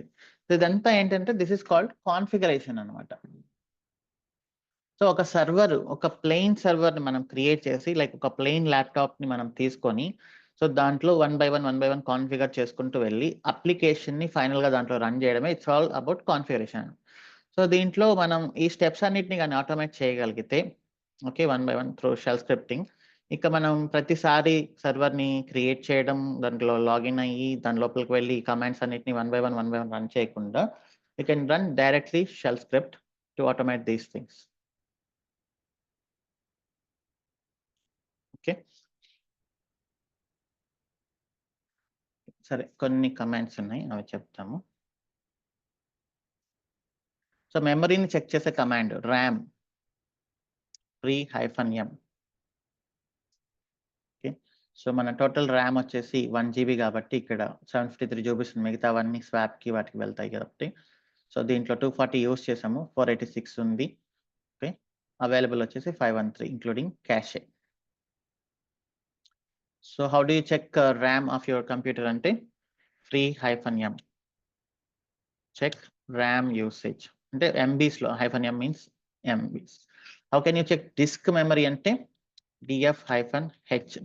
ht అంటే it is like disk file. అది ఇక్కడ మీకు ఆప్షన్స్ అన్ని చాలా ఉంటాయి. డిస్క్ ఫైల్ యూసేజ్ అనమాట. ఫైల్ సిస్టమ్ అంటే లైక్ హార్డ్ డిస్క్. free-m అంటే ర్యామ్ చెక్ చేయడం. df-ht అంటే human readable. T for print, human readable format లో ప్రింట్ చేయమని. ఇప్పుడు DF అని పెడితే నాకేం అర్థం కావట్లేదు ఇక్కడ. అలా df-ht పెట్టానంటే హ్యూమన్ రీడబుల్ ఫార్మాట్ లో ప్రింట్ చేయమని. ఓకే, సో ఇప్పుడు చూడండి, ఇక్కడ ఇది మన హార్డ్ డిస్క్ యొక్క యూసేజ్ అనమాట. So df-ht is hard disk usage. So me server respond కావట్లేదు అన్నప్పుడు మనం ఇవన్నీ వచ్చి చెక్ చేయాలి. ర్యామ్ ఫ్రీగా ఉందా లేదా, హార్డ్ డిస్క్ అనేది ఫ్రీగా ఉందా లేదా, అదంతా చెక్ చేయాలి. ఇక్కడ ప్రతి డిస్క్ లైక్ C డిస్క్ ఎంత ఉంది, D డిస్క్ ఎంత ఉందో మనకు కనిపిస్తుంది కదా, అలా ఇక్కడ ప్రతి డిస్క్ మనకి ఇక్కడ తెలుస్తుంది. సో 6 GB అలొకేట్ చేస్తుంటే రూట్కి మనము 1.8 GB యూసేజ్ వచ్చింది, 30% యూస్ చేస్తున్నాం. ఒకవేళ ఇది 80-90% యూస్ చేస్తుంటే ఏమవుతుంది, అదొక అలర్ట్ అనమాట. సో ఎప్పుడు కూడా 80-90% అనేది యూస్ చేయకూడదు. మీకు విండోస్లో కూడా రెడ్ కలర్ సింబల్ వస్తుంది ఒక 80% 90% దాటితే. కొంచెం ఫ్రీ అనేది పెట్టుకోవాలి. మ్యాక్సిమం 70% పెట్టుకున్నామంటే అప్లికేషన్స్ కొంచెం ఫ్రీగా వర్క్ అవుతాయి. 90-95 పెట్టుకొని ఇంకా 5 GB ఉంది కదా అని చెప్పేసి మనం రన్ చేస్తున్నామంటే అప్లికేషన్స్ బాగా స్లో అయిపోతాయి అనమాట. ఓకే, అండ్ ప్రాసెస్లు చెక్ చేయడానికి టాప్ ఇట్లాంటివన్నీ యూస్ చేయొచ్చు. ఏ ప్రాసెస్ ఎక్కువ మెమరీ తీసుకుంటుంది అనేది కూడా మనం ఇక్కడ చెక్ చేయొచ్చు. ఇవన్నీ ట్రబుల్ షూటింగ్ కమాండ్స్. ఇవన్నీ ఇక మనకి యూజ్ అవుతాయి నెక్స్ట్ ఇక మనం చేయబోయే మొత్తం డెవాప్స్ ప్రాసెస్లో. ఓకే, సో ఇది టోటల్గా కాన్ఫిగరింగ్ ఏ సర్వర్ అంటే. ఓకే, సో దీన్ని మనం మాన్యువల్గా చేయకుండా మనం ఆటోమేట్ చేయాలి. సో డెవాప్స్ అనేది once like before 20 years back or 30 years back వీటన్నిటిని ఒక్కొక్క సర్వర్లో మాన్యువల్గా చేసుకుంటూ వచ్చేవాళ్ళు. అప్పుడు ఇంటర్నెట్ ట్రాఫిక్ ఎంత ఉంది, సో చాలా తక్కువ కదా. 30 years back internet traffic almost లేదనే చెప్పాలి. సో ఈవెన్ 25 years బ్యాక్ వరకు కూడా. అప్పుడు ఇంటర్నెట్ ట్రాఫిక్ తక్కువ ఉన్నప్పుడు ఒక సర్వర్ 2 సర్వర్లో సరిపోతుంది. అప్పుడు మళ్ళీ మనం మాన్యువల్గా చేసుకోవచ్చు. ఇంటర్నెట్ ట్రాఫిక్ అనేది పెరుగుతూ ఉన్నప్పుడు మ్యాక్సిమం ప్రతిరోజు కొత్త సర్వర్స్ క్రియేట్ చేయాల్సి వస్తుంది. క్రియేట్ చేసిన ప్రతిసారి వెళ్ళి మాన్యువల్గా రన్ చేయాలి అంటే ఒక స్టెప్ మర్చిపోవచ్చు, రైట్. ఇప్పుడు 1 2 3 4 5 6 7 8 9 కమాండ్స్ ఉన్నాయనుకోండి. నేను ఒకవేళ 3 కమాండ్ మర్చిపోయి 4 కమాండ్ రన్ చేశాను అనుకోండి, సో అప్పుడు ఏమవుతుంది, మన అప్లికేషన్ వర్కౌట్ అవ్వదు కదా. అయ్యో, అప్లికేషన్ వర్కౌట్ అవ్వట్లేదు, ఏం మిస్ చేసామని తెలుసుకోవడానికి మళ్ళీ నేను కొంచెం టైం స్పెండ్ చేసి దాన్ని ట్రబుల్ షూట్ చేసి ఓకే ఐ మిస్ 3 కమాండ్ అని చెప్పేసి మళ్ళీ కమాండ్ 3ని రన్ చేసి ఇదంతా చేయాల్సి వస్తుంది. ఇదంతా చేయకుండా మీరు ఏవైతే కమాండ్స్ అన్నిటిని యూస్ చేస్తున్నారో keep all your commands in a file and run that file.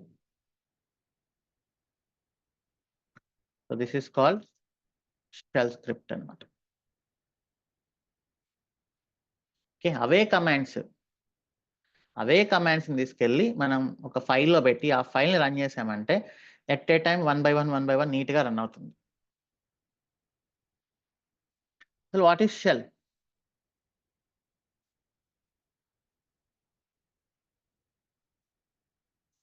Not hell, shell. So ఇప్పుడు ls-l అంటే నాకు రిజల్ట్ వస్తుంది, ls-la అంటే రిజల్ట్ వస్తుంది, lsss అంటే కమాండ్ నాట్ ఫౌండ్. సో ఎవరు వీటిని చెక్ చేస్తున్నారు? మీరు టెర్మినల్లో యూస్ చేసే command. So shell is interpreter in Linux. Interpreter అంటే ఫస్ట్ చెక్ చేసేది అని దాని meaning. In Linux that checks and executes the user commands.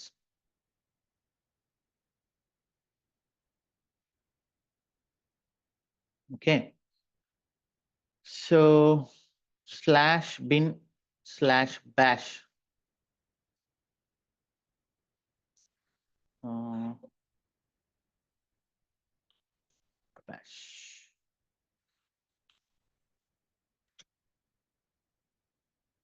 Your /bin/bash అయినా /bin/bash అయినా రెండు ఒకటే.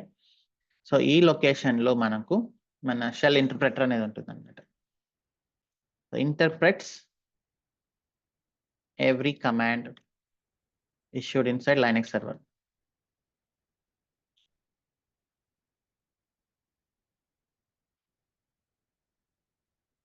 ఓకే, ఇప్పుడు ఒక చిన్న ఎగ్జాంపుల్. మనము పొలంలో ఒక 20-30 మొద్దులు ఉన్నాయి, లైక్ పెద్ద పెద్దవి. వాటికి మీకుండే ఆప్షన్స్ ఏంటి? Carry 1 by 1 to home. Okay. Second option, use a truck, keep everything inside it and carry to home. So which is automation here?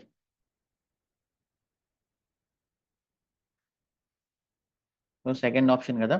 So మనం ఇంతకు ముందు యూస్ చేస్తుండేది ఇది 1 by 1 కమాండ్ అన్నిటిని రన్ చేసుకుంటూ వెళ్ళడం.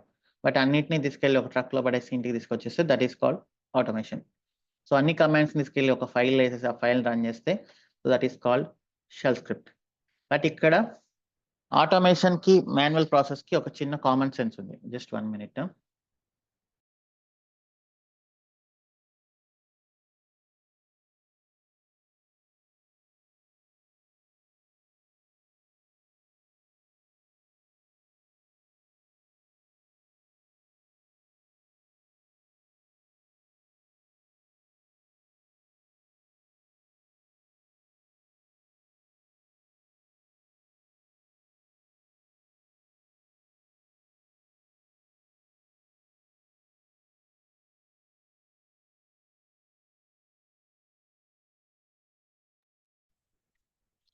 Okay, yeah.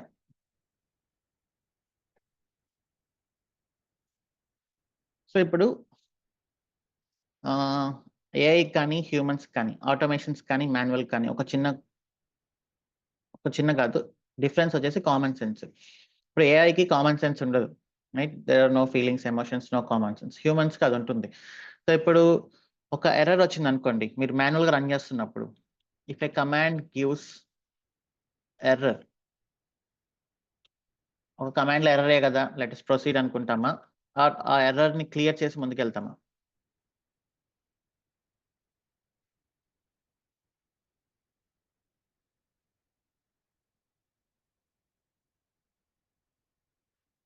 లైక్ మన బాడీకి ఏదైనా ఒక కాలు దెబ్బ తగిలింది, ఒక కాలు ఎరిగింది అంటే, ఒక కాలే కదా ఇంకొక కాలు ఉంది అని చెప్పి దీన్ని ఇగ్నోర్ చేస్తామా? లేకపోతే ఆ కాల్ని కొంచెం డాక్టర్ దగ్గరికి వెళ్ళి అంతా సెట్ అయ్యాక వర్క్లోకి వెళ్తామా? సో అది ఆబ్వియస్లీ డాక్టర్ దగ్గరికి వెళ్ళి అంతా సెట్ అయ్యాకే కదా వెళ్తాం. అలానే మీరు ఒక కమాండ్ రన్ చేస్తున్నప్పుడు అది మనకు తెలుస్తుంది, because we have a brain and common sense. Success of failure అని. సక్సెస్ అంటేనే ముందుకెళ్తాము, ఎర్రర్ అంటే ఎందుకు ఎర్రర్ వచ్చింది అనేది చూసుకొని అది క్లియర్ అయిన తర్వాతే ముందుకెళ్తాం. That is the common sense we have. But ప్రోగ్రామ్స్కి అలా ఉండదు. మీరు వెళ్ళి ఫైల్స్ అండ్ కమాండ్స్ అనేది తీసుకుపోయి నేను ఫైల్లో పెట్టమన్నాను కదా అని చెప్పేసి పెట్టేశారనుకోండి, ఏమవుతుంది? అది ఎర్రర్ వచ్చినా కూడా ఇగ్నోర్ చేసుకుంటూ రన్ చేస్తూ వెళ్ళిపోతుంది. కదా. సో ఇక్కడ we have to, when you run through program,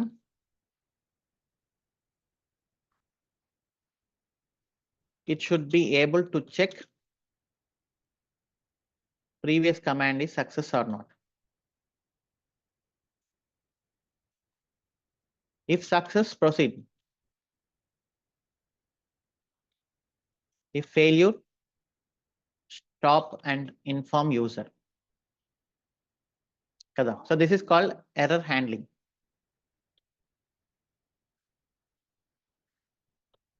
so ఇది ఇంపార్టెంట్ ఇక్కడ.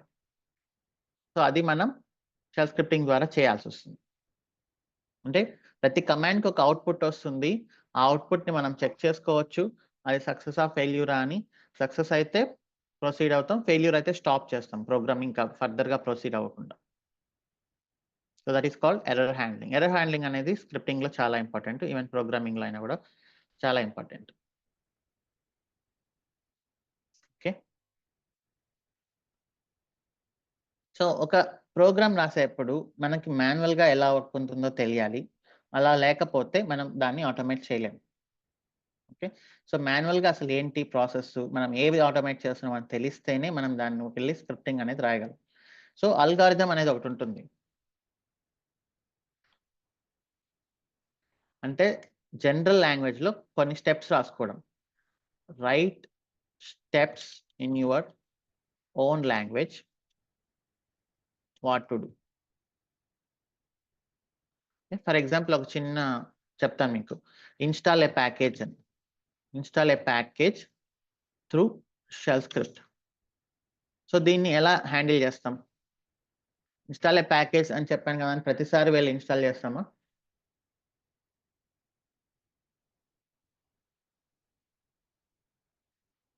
What are the steps you can think? నేను చెప్పింది ఒక ప్యాకేజ్ని ఒక సర్వర్లో ఇన్స్టాల్ చేయమని.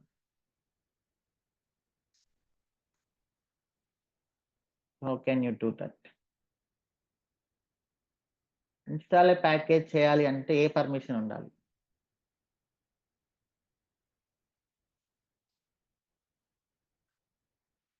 రూట్ యాక్సెస్ ఉండాలి. సో మీకు రూట్ యాక్సెస్ లేకుండా మీరు ఇన్స్టాల్ చేయలేరు కదా. So first check you have root access or not.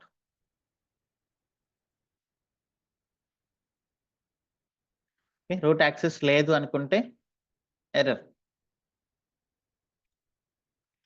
If no root access, too many calls today, just 1 minute.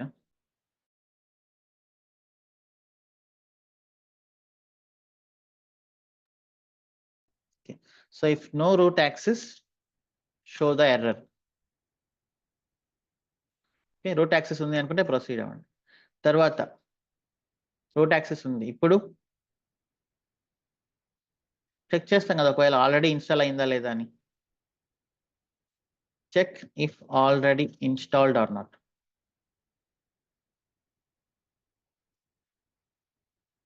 So నేను ఒక ప్లేస్ లోకి వెళ్ళి మిమ్మల్ని ఇల్లు కట్టండి అంటే, ఆ ప్లేస్ లో ఇల్లు ఆల్రెడీ కట్టింటే ఎందుకు మళ్ళీ కట్టడం? Just inform already installed. If not installed, install it. Okay. So install command run చేసి వదిలేస్తామా? మీది రన్ చేసే ప్రతి ఇన్స్టాల్ కమాండ్ అనేది సక్సెస్ అవుతుందా?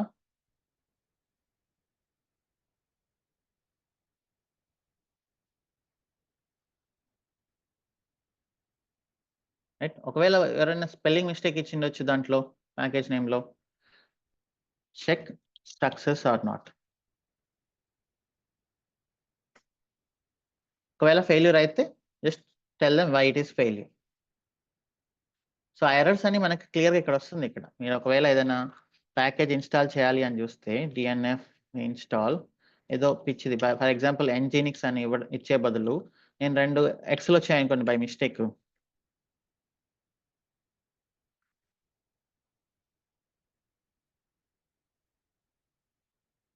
ఏదో లాక్ అయింది.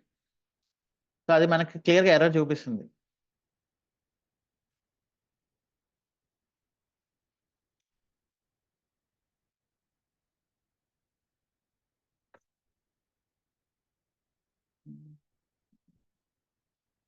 పైథాన్ బ్యాక్‌గ్రౌండ్‌లో ఏదో రన్ అవుతుంది.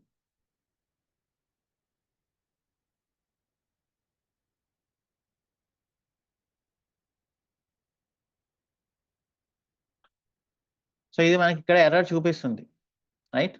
No match argument for nginx అని. ఇదే ఎర్రర్‌ని మనం చూపిస్తాం. Nginx installation is failure. This is the error అని. Unable to find a match. So, ఇలా మనం అల్గారిథం అనేది పెట్టుకొని, సో, ఫస్ట్ ఇచ్చిన వెంటనే అయ్యో! ఏం చేయాలి? ఎట్లా చేయాలి? ఏం కండిషన్స్ రాసుకోవాలి? ఎట్లా ఇవన్నీ చేసుకోకుండా అసలు ఇచ్చిన టాస్క్ ఏంటి? సో, దీన్ని ఎట్లా చేస్తే మనకు ప్రాపర్‌గా ఉంటుందని ఒక చిన్న పేపర్ పైన మీరు నోట్‌బుక్‌లో రాసుకొని, సో, దీన్ని బట్టి ఇప్పుడు సింటాక్స్ అనేది చెక్ చేసుకోవచ్చు. ఇప్పుడు install a package through shell script. Check root access or not. Root access అనేది ఎలా తెలుస్తుంది?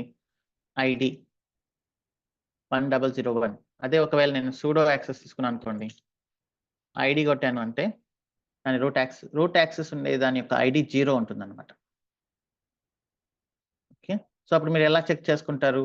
ఐడీ అనే కమాండ్ కొట్టి దాని యొక్క యూఐడీ 0 ఉంటే then we have root. Otherwise it is not root. So, ఇలా ఇప్పుడు ఈ స్టెప్స్ అన్నీ మీకు సెట్ అయిన తరువాత వెళ్లి మీరు you can find the syntax. ఇది ఏ లాంగ్వేజ్ అయినా గూడా. అది షెల్ అయినా, పైథాన్ అయినా, ఇంకొకటైనా, జావా అయినా, డాట్ నెట్ అయినా గూడా, మీరు ఒకవేళ డెవలపర్స్‌గా వర్క్ చేస్తున్నా గూడా, ఎప్పుడూ లోపల సింటాక్స్‌లు ఎలా రాయాలి, బ్రేసెస్ ఎక్కడ పెట్టాలి, ఫంక్షన్స్ ఎలా ఇవన్నీ ఆలోచించొద్దు. ఫస్ట్ ఇచ్చిన టాస్క్ ఏంటి? సో, దాన్ని ఎలా చేస్తే మనకు క్లియర్‌గా ఉంటుందని ఒక చిన్న పేపర్ పైన రాసుకొని, ఇప్పుడు ఆ పేపర్‌లో ఉండే స్టెప్స్ మనకు కామన్ సెన్స్ కదా ఇది. దీనికేం ప్రోగ్రామింగ్ నాలెడ్జ్ అవసరం లేదు. ఇప్పుడు మీరు వెళ్లి దానికి ఇక స్టార్ట్ చేయొచ్చు. గూగుల్‌లో సింటాక్స్ వెతుక్కోండి. ఏదైనా చేయండి. You can complete that. Okay. So, ఈ స్క్రిప్ట్స్ అన్నిటిని మనం ఎక్కడ స్టోర్ చేయాలి? స్క్రిప్ట్స్ రాస్తున్నాం సరే. ఆ స్క్రిప్ట్స్‌ని ఎక్కడ పెట్టాలి? మన ల్యాప్‌టాప్‌లో పెట్టుకోవచ్చా?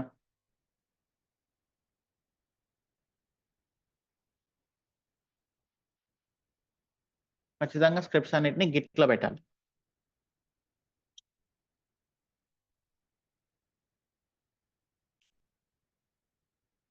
సో, మనం రాస్తున్న ప్రతి ఇన్ఫర్మేషన్ అల్టిమేట్‌గా గిట్‌హబ్‌లో స్టోర్ చేయాలన్నమాట. ల్యాప్‌టాప్‌లో పెట్టుకుంటే ప్రాబ్లమ్ ఏంటి? మీ ల్యాప్‌టాప్ ఈరోజు ఉండొచ్చు. రేపు పొద్దున క్రాష్ అవ్వచ్చు.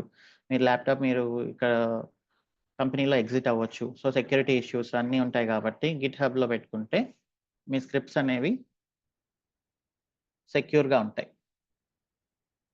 సో, రేపు మనము గిట్‌హబ్ గురించి లైట్‌గా డిస్కస్ చేసి ఇక మనం స్క్రిప్ట్స్ అనేది రాసుకుంటూ ఇప్పటి వరకు చేసిన ఈ మాన్యువల్ ప్రాసెస్‌ని మొత్తం షెల్ స్క్రిప్టింగ్ యూజ్ చేసి ఆటోమేట్ చేసుకుంటూ వెళ్దాం. So, we can have few questions. Venkatesh Akula.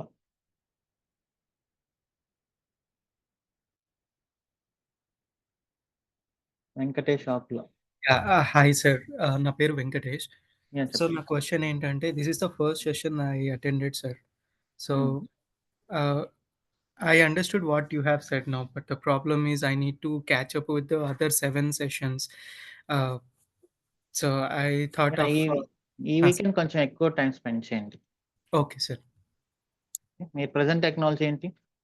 Sir నేను డెవాప్స్ ఇంజినీర్‌గా ఉన్నాను సార్. కానీ it's more of process related and configurations sir. నాకు 10 ఇయర్స్ ఎక్స్‌పీరియన్స్ ఉంది ఐటీలో. But okay. మీకేం పెద్ద మ్యాటర్ కాదులెండి. ఫాస్ట్‌గానే అర్థమవుతుంది. లైనక్సే కదా! మీకు ఆల్రెడీ వచ్చుంటుంది. No sir. Front end side LMS టెక్నాలజీకి నేను కన్సల్టెంట్‌గా ఉన్నాను సార్. దాని oh! Related configurations I take care sir. Okay. LMS ఇండియాదా? బయట కంట్రీదా? Ah, Totara sir. I handle Totara, exceed LMS and success factors. I am a okay. Consultant for these LMS technologies. Okay. Okay. No problem. So, ఈ Saba weekend కొంచెం ఎక్కువ time spend చేయండి. అయిపోతుంది. Okay sir. Okay sir. Okay. Thank you sir. Yeah! Most welcome.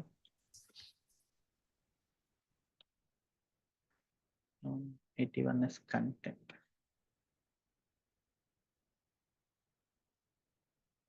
Okay, I'll update the content file also. Next question.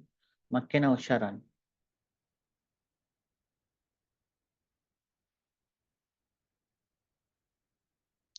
Makkena Usharan.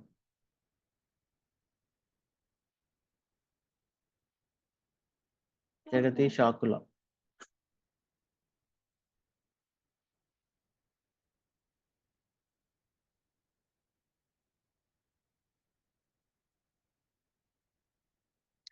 Pawan Kumar Reddy Konduru. Shiva garu, మీరు అది నిన్న చెప్పారు కదా మినిమం అని, మీడియం సారీ. సో అది పెయిడ్ వర్షనా లేకపోతే రిజిస్టర్ చేయాలంటే పెయిడ్ చేసుకోవాలి కదండి? లేదు, free. Okay, but while I'm registering it says some paid. Okay, let me check Shiva. Okay, thank you. Marella Mahadevan.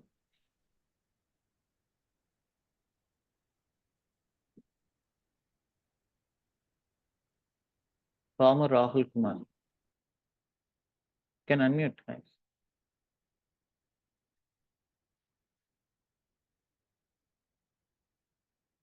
Vasavi Tanneeru. ఎందుకు ఎవరు ఏం మాట్లాడట్లేదు?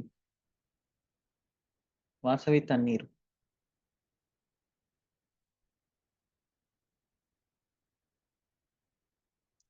You can unmute. Vasavi Tanneeru. Others also you can unmute. Okay, who is this name with HP?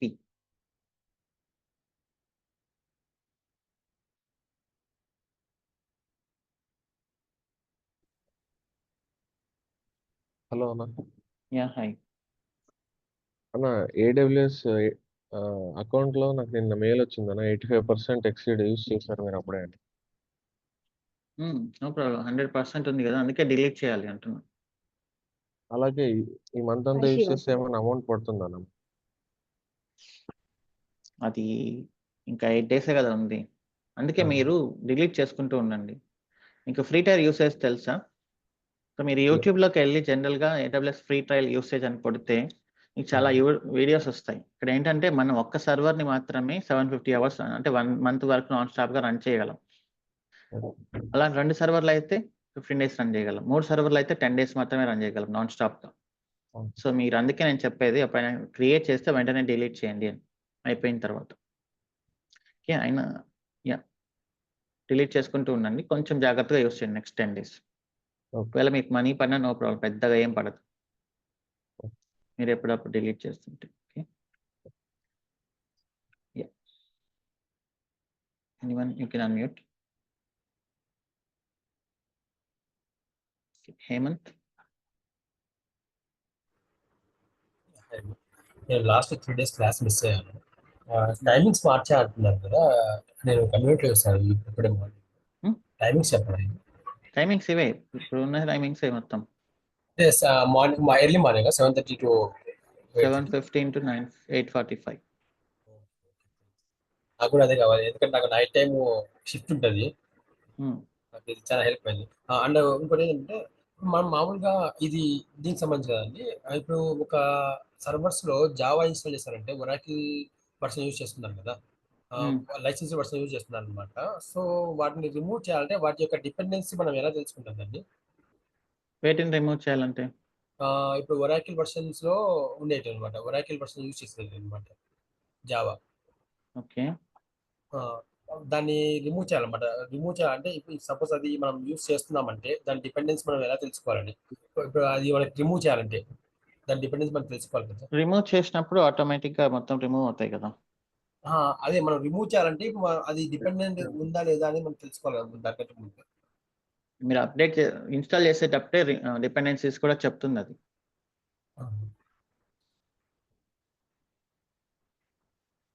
అంటే అది మనం అది install చేసింది మనం కాదనమాట, వేరే వాళ్ళు ఇన్స్టాల్ చేస్తారనమాట దానికి. అందుకని రిమూవ్ కొడితే డిపెండెన్సీస్ కూడా రిమూవ్ అవుతాయి. ఒకవేళ ప్రీవియస్ వర్షన్స్ లో రిమూవ్ కాకపోతే how to remove package dependencies in red hat. మనకి ప్రతిదీ ఎవరికి తెలియదు. ఓకే, ఖచ్చితంగా మీరు కొంచెం గూగుల్ సెర్చ్ అనేది చేస్తూ ఉండాలి. ఆటో రిమూవ్ అనే ఆప్షన్ ఉంది. Okay, simple. మనం ప్యాచింగ్స్ కూడా చేస్తామని మన జాబ్స్. ప్యాచింగ్స్ అవన్నీ లైనక్స్ అడ్మినిస్ట్రేటర్స్ చేస్తారు. Okay, okay, thanks. Nagendra Babu. Yeah, hi Shiva. Hi. Yeah! Good morning. So, హుహు. నిన్న మీరు ఇవి నేమ్ సర్వర్స్ చేంజ్ చేయమని చెప్పారు గదా! ఫ్రమ్ హోస్టింగర్ టు ఇక్కడ మనకి అమెజాన్ హ్మ్. 53కి. So, yeah! అక్కడ 4 రౌట్ సర్వర్స్ మనకి చూపిచ్చారు. ఐ మీన్ హ్మ్. హ్మ్. హ్మ్. So, yeah! ఆ నేమ్ సర్వర్స్ ఇప్పుడు అమెజాన్ వాడు మెయింటైన్ చేస్తాడా? లేకపోతే టీఎల్‌డి వాడు వేరే వాడి అమెజాన్ వాళ్ళు మెయింటైన్ చేస్తారు. అమెజాన్‌లో ఉన్నప్పుడు అమెజాన్ వాళ్ళు మెయింటైన్ చేస్తారు. హోస్టింగర్‌లో ఉన్నప్పుడు హోస్టింగర్ వాళ్ళు మెయింటైన్ చేస్తారు. సో, దాన్ని టీఎల్‌డీకి అప్డేట్ చేస్తారంతే. ఓకే. ఇప్పుడు మనకి ఫర్ సపోజ్ 10 పేజెస్ ఉన్నాయనుకోండి వెబ్ పేజెస్. మనం 10 వెబ్ పేజెస్‌ని సబ్ డొమైన్‌లో మెన్షన్ చేయాలా? రౌట్ నో. 53. వెబ్ పేజెస్ అంటే వెబ్‌సైటే కదా మెన్షన్ చేస్తాం. ఇప్పుడు ఫేస్‌బుక్‌లో ఎన్నో సబ్ పేజెస్ ఉంటాయి. అంటే ఒక పేజీ నుంచి మనం ఇంకోటి ఎళ్తుంది కదా! అట్లాగా మనం కూడా అని చెప్పి మనం నో. ఇంటర్నల్ అది వెబ్‌సైట్. ఇప్పుడు మనకు ఎక్స్‌పెన్స్‌లో హోమ్ ఉంది. యాడ్ ఎక్స్‌పెన్స్ బటన్ ఉంది. 2 పేజెస్ ఉన్నాయి. హ్మ్. 2 పేజెస్ ఒక వెబ్‌సైట్‌లోనే ఉంటాయి. ఒక వెబ్ పేజ్ పేజ్ ఒక్కొక్క కాదండి. పేజ్‌కి ఒక్కొక్క ఐపీ అడ్రెస్ ఏమి ఉండదు. కాదు. ఇప్పుడు మనం సబ్ డొమైన్ అని యూజ్ చేసుకొని బ్యాక్ ఎండ్ డాట్ మన నేమ్ ఇస్తాం కదా! డొమైన్ నేమ్ ఎలాగో ఉంటది. మనం బ్యాక్ ఎండ్ యాడ్ చేసి మన ఇంటర్నల్‌గా అదే ప్రైవేట్ ఐపీ అడ్రెస్ ఇస్తాం బ్యాక్ ఎండ్‌కి. హ్మ్. అది హ్మ్. డేటాబేస్‌కెళ్ళాలంటే మైఎస్‌క్యూఎల్ డాట్ అని చెప్పి మనం సబ్ డొమైన్ అట్లా ఇస్తాం కదా! హ్మ్. హ్మ్. హ్మ్. అట్లాగా మనం ఎన్నన్నా ఇచ్చుకోవచ్చా? ఏమైనా యాహ్! లిమిట్? ఎన్నైనా ఇచ్చుకోవచ్చు. There is no limit. So, there is no limit. Okay. And ఇంకొకటి మనం ఇప్పుడు మన మన సర్వర్స్‌లో so many packages, libraries, softwares install చేస్తాము. హ్మ్. సో, కొన్ని లైబ్రరీస్ ఆటోమేటికల్‌గా డెప్రికేట్ అవుతా ఉంటాయి. మనకి మనం అప్పుడప్పుడు అప్డేట్ చేసుకుంటా ఉన్నాం. సో, మనకి ఎట్లా తెలుస్తది ఇది ఏ ప్యాకేజ్ డెప్రికేట్ అయింది, ఏది అప్డేట్ అది ప్యాచ్ మేనేజ్‌మెంట్‌లో అప్డేట్ అనే కమాండ్ ద్వారా చేస్తారు లైనక్స్ వాళ్ళు. అంటే ఎట్లాగండి? అది మనకు అవసరం లేదు బ్రో. యాక్చువల్లీ నేను అన్నీ చెప్పుకుంటూ వెళ్తే మనం లైనక్స్ యాక్చువల్‌గా నేనొక అడ్మినిస్ట్రేటర్ అవుతాం. ఇంటర్వ్యూకి అటెండ్ అయినప్పుడు నన్ను ఈ క్వెషన్ అడిగారు. సో, అందుకనే నాకు కావాల్సొచ్చింది. సో, అప్డేట్ అని కొట్టామంటే ఆ! ఇక్కడ మనకు చూపిస్తున్నది. 220 ప్యాకేజెస్ అప్‌గ్రేడ్‌కి రెడీగా ఉన్నాయి. ఓకే. సో, మనం ఇన్‌స్టాల్ చేసిన ఎక్స్టర్నల్ సాఫ్ట్‌వేర్స్ కూడా చూపిస్తుంది ఇట్లా అని కొడితే. అహా! ద్వారా ఇన్‌స్టాల్ చేసినవి చూపిస్తుంది. ఓకే. అంటే ఇప్పుడు మనం ద్వారానే ప్యాకేజెస్ పైథాన్ ఇన్‌స్టాల్ ఇప్పుడు చేస్తాం. పైథాన్ మాన్యువల్‌గా 2 ఎలా డాట్ చేస్తాం? అదేనండి. ఇప్పుడు పైథాన్ 2.7 ఉంది. సో, పైథాన్ 3 కూడా ఉంది. సో, నా 2.7 నుంచి 3కి అప్‌గ్రేడ్ అవ్వాలని మనకి ఆటోమేటిక్‌గా ఇన్ఫర్మేషన్ అది ఇస్తుందా? పిప్ ద్వారా చేయొచ్చు అది. పైథాన్ 2.7.3 అనేది కొంచెం డిఫరెంట్ అది. హ్మ్. అది పిఐపి కమాండ్ ద్వారా చేయాలి. పైథాన్ 2 అది డిఫరెంట్ స్టోరీ. పైథాన్ అనేది పక్కన పెట్టేసేయండి. బట్ మామూలుగా ఏవైనా ఎగ్జాంపుల్ ప్యాకేజ్ ఇప్పుడు మనకు చెప్పండి. విండోస్‌లో మీకు చూస్తే ఇక్కడ రైట్ సైడ్‌లో కొన్ని హ్మ్. అప్డేట్స్ అని వస్తుంటుంది. అవును. అది క్లిక్ చేస్తే మొత్తం లోపల ఉండేవన్నీ అప్డేట్ అవుతుంటాయి ఆటోమేటిక్‌గా. సో, అవును. అలానే లైనక్స్‌లో కూడా అప్డేట్ అని కొట్టారంటే this is called patch management. Okay.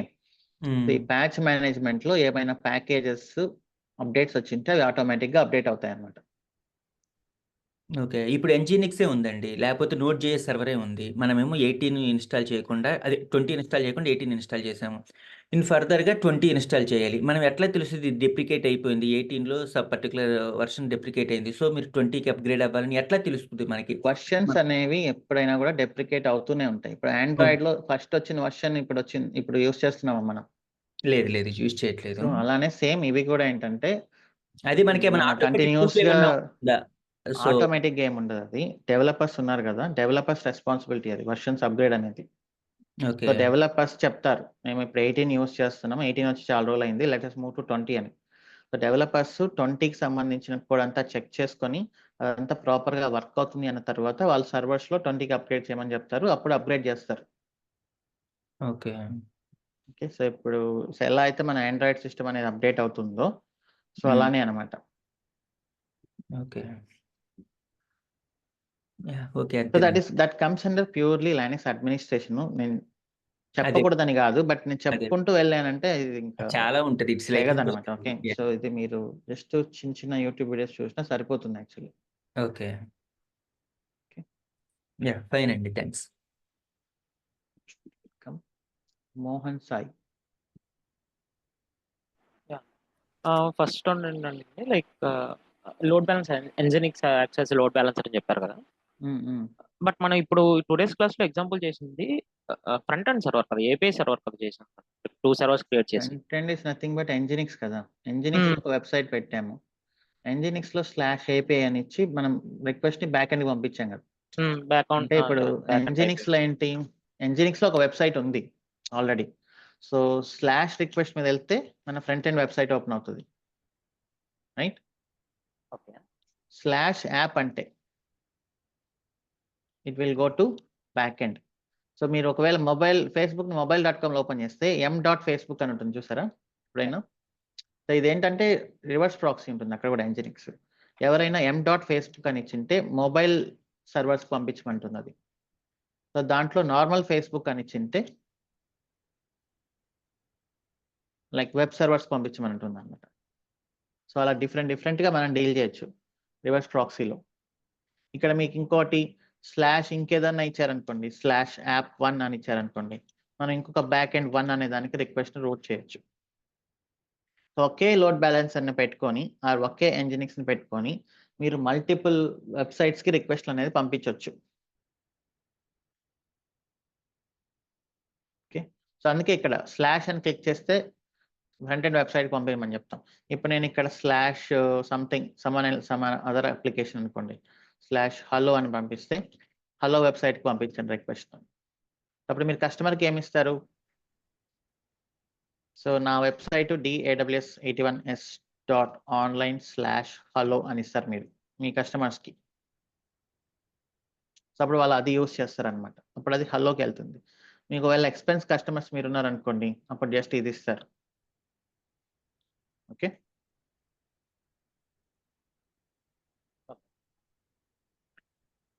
Jaswanth.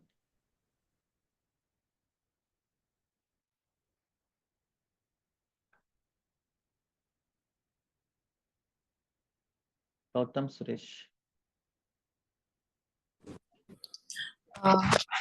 Good morning Shiva. Good morning. ఈరోజు మీరు చెప్పారు కదా, ఆడిబుల్? ఎస్. చెప్పండి. అయితే ఈరోజు మీరు ఫ్రంట్ అండ్ బ్యాక్ అండ్ ఇది ఉన్నప్పుడు ఫ్రంట్ ఎండ్ కి మన క్లయింట్ కి మధ్యలో HTTP పెట్టమన్నారు. HTTPS ఉంటుంది, మిగతా అన్ని HTTP లో ఉంటాయి, ఎందుకంటే మనకి ఇది రావాలి అని చెప్పారు కదా. అంటే అది మన ఈ ప్రాజెక్ట్ వరకే, అది మీ క్లాస్ వరకేనా, లేకపోతే కంపెనీస్ లో కూడా అదే రూల్ పాటిస్తారా? కంపెనీస్ లో కూడా అదే. ఓకే. అండ్ నాకు ఇంకొక ప్రాబ్లం ఏంటంటే, నాకు మీ సైట్ తో చాలా ప్రాబ్లం వస్తుందండి, జాయిన్ అవ్వలేకపోతున్నాను. అంటే నేను తనకి నేను అడ్మిన్ కి నా ఫోన్ నెంబర్ కాల్ చేస్తే నాకు మొన్న కూడా తను మళ్ళీ సెపరేట్ గా లింక్ పంపిస్తున్నా, నేను జాయిన్ వస్తున్నాను. అంతేగాని మీ సైట్ లోకి వెళ్ళి నేను జాయిన్ అవుతుంటే అవ్వట్లేదు. బట్ నా క్లాసెస్ అన్ని ఓపెన్ అవుతున్నాయి. ఆఫ్టర్ ద సెషన్ నా క్లాసెస్ ఓపెన్ అవుతున్నాయి. ఒక్క ఈ జాయినింగ్ దే ప్రాబ్లం అవుతుంది. అది అట్లా ఏం ఉండదు, మీరు మేబీ ప్రాపర్ గా చూడట్లేదేమో. ఇక్కడ అవును, డేట్ ఇచ్చి నేను అక్కడ మన సెషన్ నెంబర్ ఉంటుంది, అక్కడ మీరు దానిపైన క్లిక్ చేస్తే ఓపెన్ అవుతుంది. అలాగే చేస్తున్నాను, అవ్వట్లేదు. ఈ రోజు అయితే అడ్మిన్ వాళ్ళు మాట్లాడుతా అన్నారు. ఓకే. అండ్ నాకు ఇంకోటి ఏంటంటే, మన షెల్ స్క్రిప్టింగ్ ఉంది కదా మీది, మీ క్లాసెస్ ఉన్నాయని లాస్ట్ సెషన్ లో ఒక దగ్గర చెప్పారు. బట్ నేను ఎక్కడ సెర్చ్ చేసినా యూట్యూబ్ లో అయితే నాకు దొరకలేదు ఎక్కడానా. యూట్యూబ్ లోనే ఉంది అది. ప్లేలిస్ట్ లోకి యూట్యూబ్ వీడియోస్ లో చూడండి, ప్లేలిస్ట్ లో కాకపోయినా ఛానల్లో ఉండే వీడియోస్ చూడండి, షెల్ స్క్రిప్టింగ్ అని ఉంటుంది. ఓకే. అది ఓకే. ఇంకోటి ఏంటంటే, ఇందాకలో ఒక అతను ఒక డౌట్ అడిగారు, రిమూవల్ కి మీరు అంటే అప్పుడు మీరు చెప్పారు ఒక గూగుల్ పేజ్ ఓపెన్ చేసి MDA అని వాడాలని చెప్పారు కదా, రిమూవ్ అని. అది అక్కడ మీరు బదులు DNF కూడా ఇవ్వచ్చా? ఎందుకంటే మనం అప్గ్రేడ్ అయ్యామని. ఇవ్వచ్చు. సత్తా ఆ కమాండ్ కి ఈ కమాండ్ అలా ఏం ప్రాబ్లం అవ్వదు కదా? ఏం అవ్వదు. Okay sir, that's it. Thank you sir. One more. Hi లేయా, దిస్ జష్. yes. ఇది మొన్న మీరు ఒక సెషన్ లోని లెస్ అనే ఒక వర్డ్ యూజ్ చేశారు. లెస్ /cat ఇది తీసుకోవడానికి ఒక దగ్గర నుంచి. నేను అది వాళ్ళని అడిగాను, QS వాళ్ళు అడిగితే అక్కడ అన్నారు వాళ్ళు టైల్ మనకి లాస్ట్ 10 lines వస్తాయి అన్నారు. అప్పుడు టైల్ లాగే అవుతుందా అంటే కాదు అన్నారు. బట్ వాళ్ళు క్లియర్ గా చెప్పలేదు. సో దానికి ఏదైనా స్పెసిఫిక్ రీజన్ ఉంటుందా?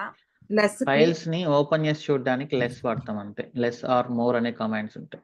లెస్ ఓపెన్ చేస్తే మనకు పైనుంచి మొత్తం ఫైల్ అనేది వ్యూ చేయొచ్చు. ఇప్పుడు క్యాట్ అనేది ఏంటంటే చాలా పెద్దగా ఉంటుంది కదా, క్యాట్ తో ఓపెన్ చేస్తే 1000 lines క్యాట్ తో ఓపెన్ చేయాలంటే మనం చాలా కష్టం అవుతదనమాట. అది ఓపెన్ చేసి వదిలేస్తుంది, వెళ్ళిపోతుంది. లెస్ అనేది ఏంటంటే మనల్ని ఫైల్ లోపలికి తీసుకెళ్తుంది. Okay. Okay. Thank you sir. Jashwanth. Yeah! Hi అన్నయ్య. యెస్. So yes. ఇందాక ఇప్పుడున్న సెషన్‌లో ఈరోజు చెప్పుకున్న సెషన్‌లో సర్వర్ 1, సర్వర్ 2 నేను ఎన్‌జినిక్స్ హ్మ్. క్రియేట్ చేశాం కదా! హ్మ్. ఇన్‌స్టెన్సెస్. హ్మ్. హ్మ్. హ్మ్. సో ఎన్‌జినిక్స్‌లో మనం కాన్ఫిగ్ చేసాం కదా! Server 1 IPI, server 2 IP addresses హ్మ్. పెట్టాం. హ్మ్. యాహ్! కరెక్ట్. నా డౌట్ ఏంటంటే సర్వర్ ఐపీతో మనం వెబ్ బ్రౌజర్‌లో యాక్సెస్ చేసాం. హ్మ్. సో అక్కడ ఐ యామ్ ఫ్రమ్ సర్వర్ 1 అని వచ్చింది కదా! హ్మ్. కంటెంట్. హ్మ్. హ్మ్. రిఫ్రెష్ చేసినప్పుడు ఐ యామ్ ఫ్రమ్ సర్వర్ 2 వచ్చింది కదా! హ్మ్. సో అది ఐపీ అడ్రెస్ మనం ఇచ్చిన సర్వర్ 1 ఐపీ అడ్రెస్సే కదా! మళ్ళీ ఆ సర్వర్ 2 యొక్క డేటా ఎందుకు అక్కడ ఫెచ్ అవుతుంది? నేను 2 పెట్టాను కదా! అప్‌స్ట్రీమ్ అనేది క్రియేట్ చేసి బ్యాక్ ఎండ్ అని పెట్టి 2 ఐపీ అడ్రెస్‌లు ఇచ్చానక్కడ. సో 2 ఐపీ అడ్రెస్‌లు ఓకే. ఇచ్చాను అంటే మీనింగ్ ఏంటి? నువ్వు వచ్చే ట్రాఫిక్‌ని రెండిటికి సమానంగా పంచమని. ఓహో! మీరు ఓకే. 3 పెట్టారనుకోండి, మూడిటికి పంపిస్తుంది. 4 పెడితే 4కి పంపిస్తుంది అలా. ఓకే. ఓకే. ఓకే అండి. Thank you. Okay. Yeah. Thank you. That's all for today's session. See you tomorrow. Bye-bye.